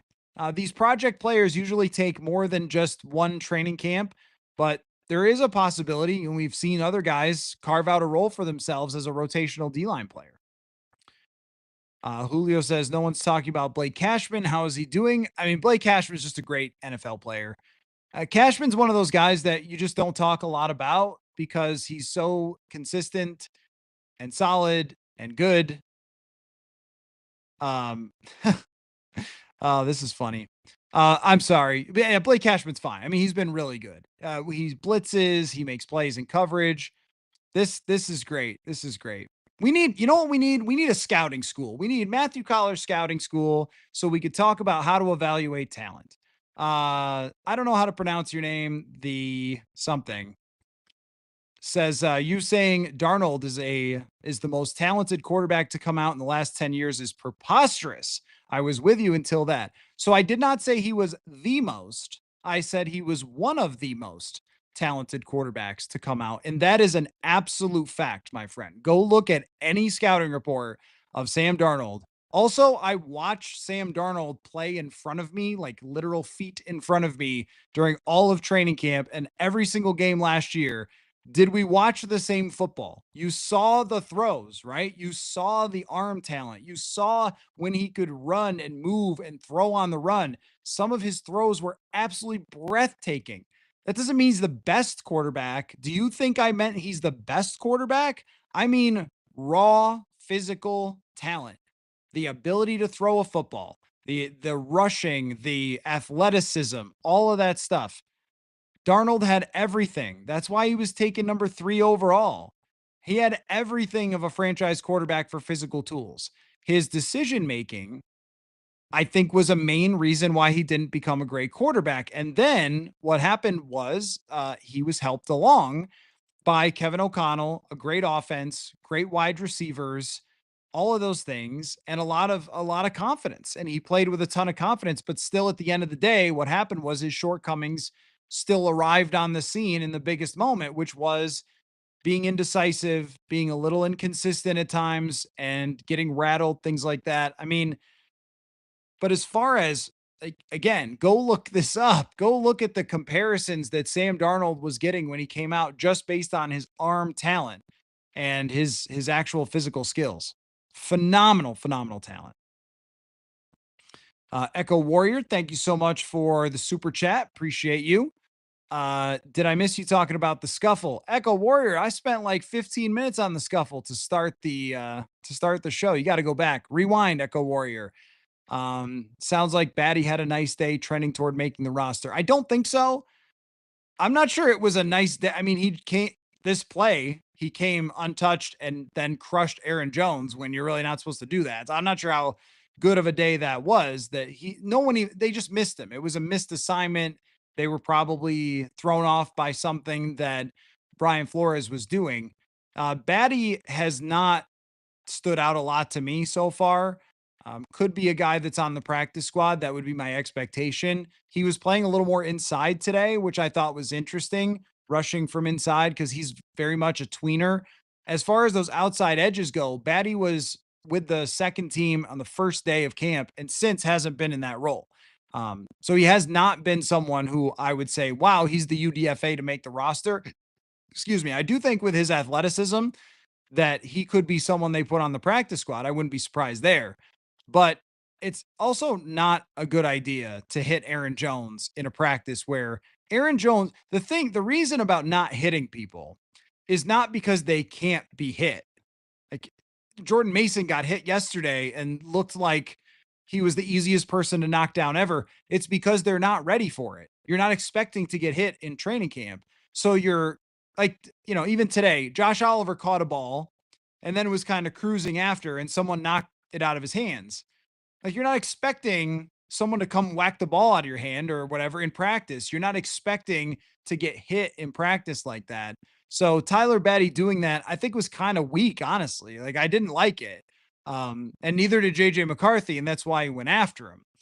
But he has not been a guy who stood way out to me. I think Bo Richter, Gabe Murphy have been better in those outside roles.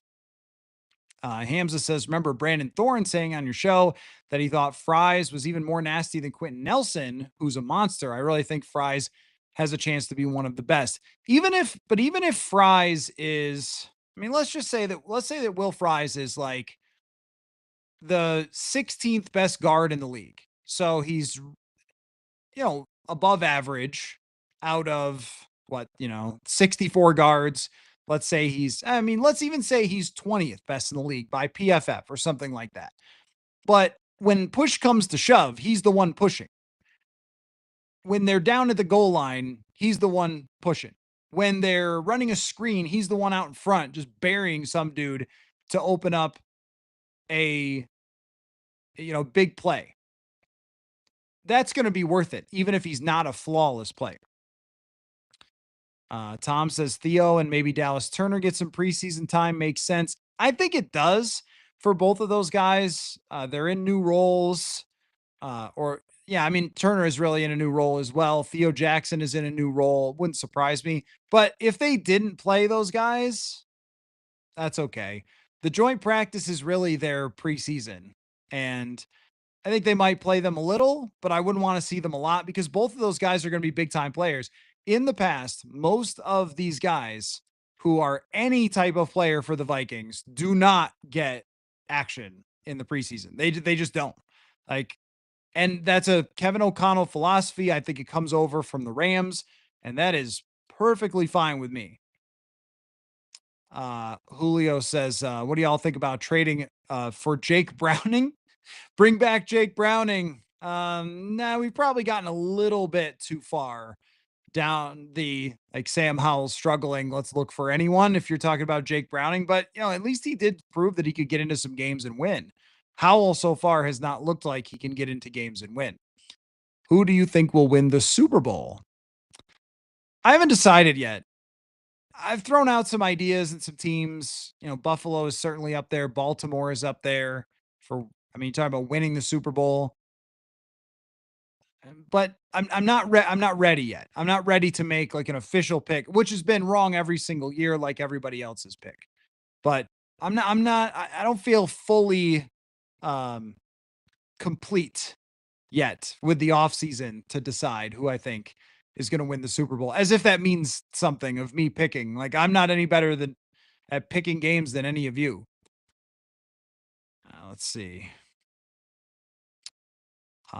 Yeah, some of you want to trade for Trey Lance after that's where you really, really need more football because preseason in the Hall of Fame game, they're not even playing third teamers. They're entirely playing insurance salesmen.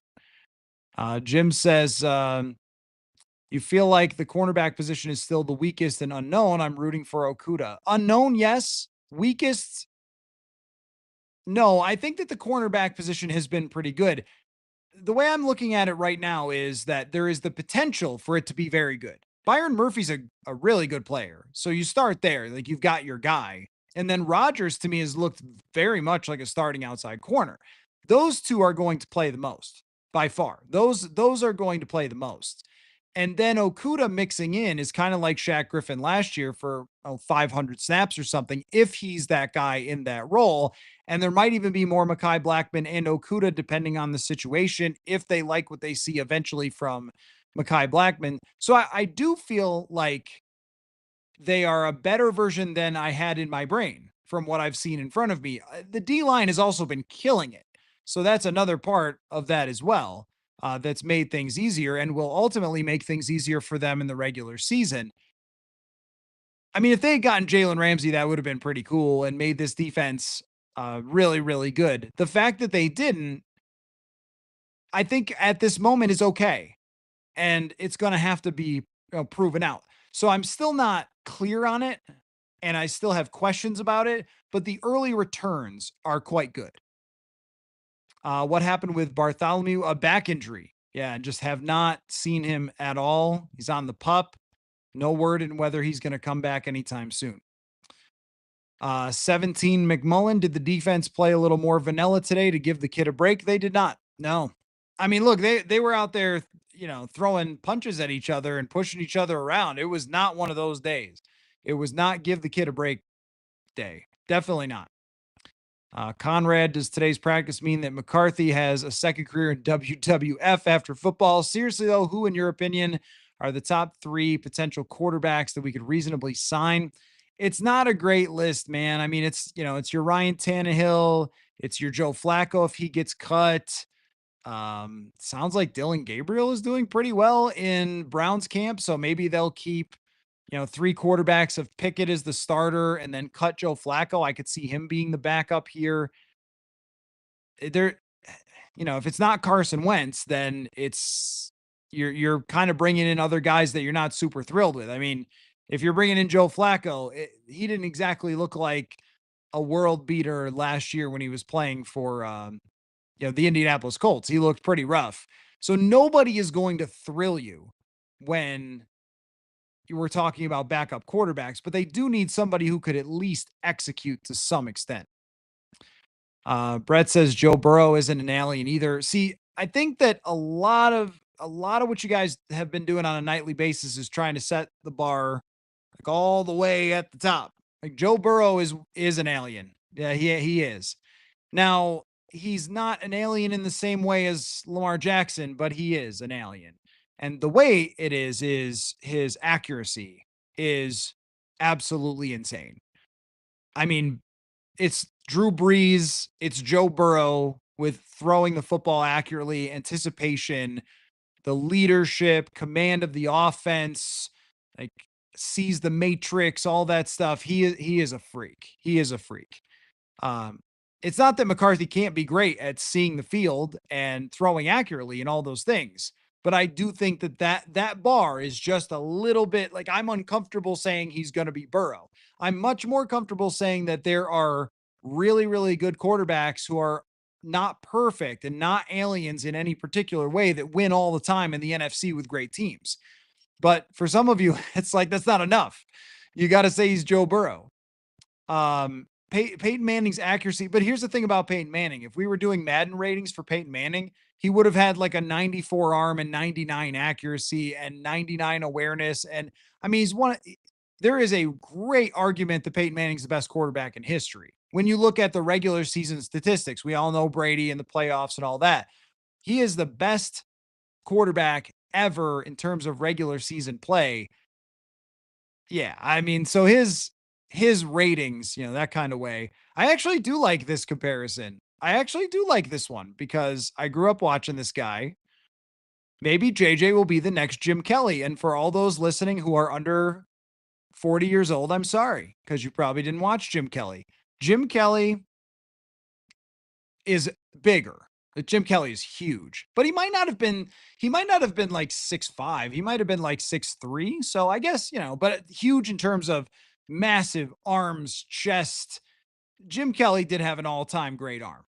Absolutely insane arm strength. And Jim Kelly was probably one of the smartest quarterbacks of all time. Like Peyton Manning, ran no huddle offense. So he was calling his own plays out there. That's something we're not going to see from JJ McCarthy, but some other elements. The it factor. Somebody left this in the comments the other day, and I appreciate that. The it factor that Jim Kelly had, the toughness that he had, the leadership, all that stuff, and the way that people bought into Jim Kelly. That I can see it. That I can see it. Let's see.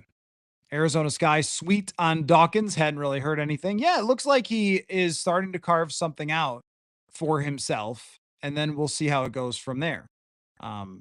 But it's just like Felton, where a lot of times it takes until the next year. Let's see. Kit Fisto's dental plan. I'm gonna have to Google that and understand if I'm saying something weird. How would you handicap Brosmer's odds to be on the 53? I'd give him like a 50% chance right now to be on the 53. I still think it's up in the air between him and Rippon. When they had a chance to give some second team reps to somebody that wasn't Sam Howell, they gave them to Brett Rippon. But Brosmer's been getting a lot of work, and I think that they do like Max Brosmer quite a bit. So, whoops, clicked the wrong one. Kirk is still available. Yes, yes. That comes up from time to time. Susan says, have you seen McCarthy ever get rattled during camp? A couple days ago, he was not too high on himself. I think there was a lot of frustration, but in terms of rattled, no, I have not seen him get rattled. He has a confidence that just doesn't seem to ever stop. And it's one of the reasons that you draft him where you draft him is that he has that. R. Emmer says, feels like Baker plus. Depends on what version of Baker we're talking about, but I get what you're saying. In terms of skill set, actually, Baker was super accurate in college, but in the NFL, he kind of sprays the ball a bit. And I think that it's a similar type of throwing. It's not the hugest guy in the world. I think Baker's a little smaller, can certainly run for first downs and scramble, which we're going to see JJ McCarthy do. But Baker did throw 40 touchdowns last year and 4,500 yards or something. So he kind of raised the bar for himself last year. But I get what you're saying. Yeah. Like maybe a little earlier, Baker is kind of what he looks like right now. And then you're seeing the upside. Let's see. Hamza says, do you expect there to be a drop off in receiving production from Jefferson, Addison, Hawkinson with JJ as a first time starter? We know they want to run the ball, but KOC loves passing. I would expect that the touchdown total isn't as high because they're going to run for some touchdowns. That it was inflated last year with Sam Darnold's touchdown total because they just had to pass every single time that they got into the red zone. Not that he didn't earn a lot of those touchdowns, but it certainly helped that they would get in the red zone, couldn't run, and then had to resort to passing. So I don't expect that. I don't expect 4,500 yards or anything from McCarthy because I think they will throw less. but there's no world where they are just saying, let's hand off and run a few play actions. They're going to pass the ball. There probably will be a little bit. I mean, when you say drop off, it might be a little less. But one of the things about a year like 2022 is that they were passing all the time because of the game situation. What often dictates is the game situation. And that's something that we can't know right now. But if they are playing these knockdown, drag out 17 to 14 type of games where they're running a lot, then yeah, I mean, you're not going to throw for 4,200 yards doing that. If they are playing in a lot of games where it's back and forth and you got to throw the ball a lot. So a lot of that is dictated by just how the game goes when we come to like the fantasy stat type of element of it. Let's hear it for Jared Allen. Yep, right before the show, I was watching all of the Hall of Fame speeches. Loved Sterling Sharps. Loved Antonio Gates and the way he talked about Phillip Rivers. I'll keep making that comparison personality wise. I don't know. I mean, look, McCarthy is already on track to have 10 kids. I mean, he's starting at 22 years old with his his first kid. So maybe he could catch Phillip Rivers. I think their personalities are pretty similar. Phillip Rivers and JJ McCarthy, and it certainly showed it today. So congratulations to Jared Allen for going to the Hall of Fame. There's some other Vikings that are deserving as well. Jim Marshall, of course. Kevin Williams, I think, is deserving, and maybe Harrison Smith one day as well. Expose. Are there any camp favorites from last year looking like they could be contributors? Yeah. Yeah. I mean, I think Levi Drake Rodriguez is at the top of that list. Levi has been in every single day with the twos. He's gotten a ton of reps. Sometimes he's been a little bit too much when it comes to the physical play, but he's brought a lot of energy there and power, and it looks like he's bigger to me. He's been really the main camp darling from last year who's been better. Tyler says, heard that Ty Felton has struggled during camp. Would it be too far fetched to suggest he's a practice squad candidate? No, they're not. No. They're not going to cut him. No. I don't like struggled with Ty Felton. Struggled to me means they're putting him on the third team and they just like out of sight, out of mind, or dropping everything. Today, he had a great catch up over his head that dropped kind of in the basket from Sam Howell. Great play. He was back there kick returning. I mean, I think that Ty Felton is a guy who you want to see contribute a little, get his feet wet, and then be prepared to take over wide receiver 3 next year when Jalen Naylor hits free agency. There's nothing I've seen that would make me go, oh, Ty Felton can't play or whatever. It's just that he looks so young and inexperienced and like he needs to put on 20 pounds of muscle in the next offseason, learn a lot about the NFL, and get a little bit more coordinated on some of these plays and just understand football a little better. The raw skill is definitely there for him. It's just going to take some time. Yeah, so they're definitely not going to cut him. Anyway, Brett says, that's Preston, over 800 viewing live. Thank you so much, everybody. The crowds have been growing. I feel great about that. And Brett says, going 2 hours after covering training camp, not just today, it's every day, Brett. It's been 2 hours and it's been awesome because of all of you. Reminder to all of you watching the replay, throw it in the comments. FanDuel question of the day, the NFC North plus 360 to have 3 teams make the playoffs this year. What's your percentage chance that 3 teams in the NFC North make the playoffs? For me, I went 45%, but the answers were all over the map. We got as high as 80% and as low, I think, as 20%. So very, very interesting. But yeah, thank you all for watching again today and listening, as so many of you have. If you didn't catch the conversation with Kevin Seifert, check that out. There is a plan right now, as of this moment, to have a Minnesota Viking on the show tomorrow, one-on-one with me. Hopefully, things change, stuff happens. That is the plan. That tomorrow night's show will include a one-on-one out there conversation with a Minnesota Viking. I will not ruin who it is. So thank you so much for everybody for watching / listening. And we will be back. The plan is tomorrow. What I'm going to do is I'm going to put together a 53 because it's not going to be a hard practice. It's going to be a walkthrough. So I'm going to put together a 53 and then we'll see. And make sure you check out the newsletter. That's what I got to go do right now, is write the newsletter for tomorrow over at purpleinsider.football. So thank you all so much, and we'll catch you very soon. Football.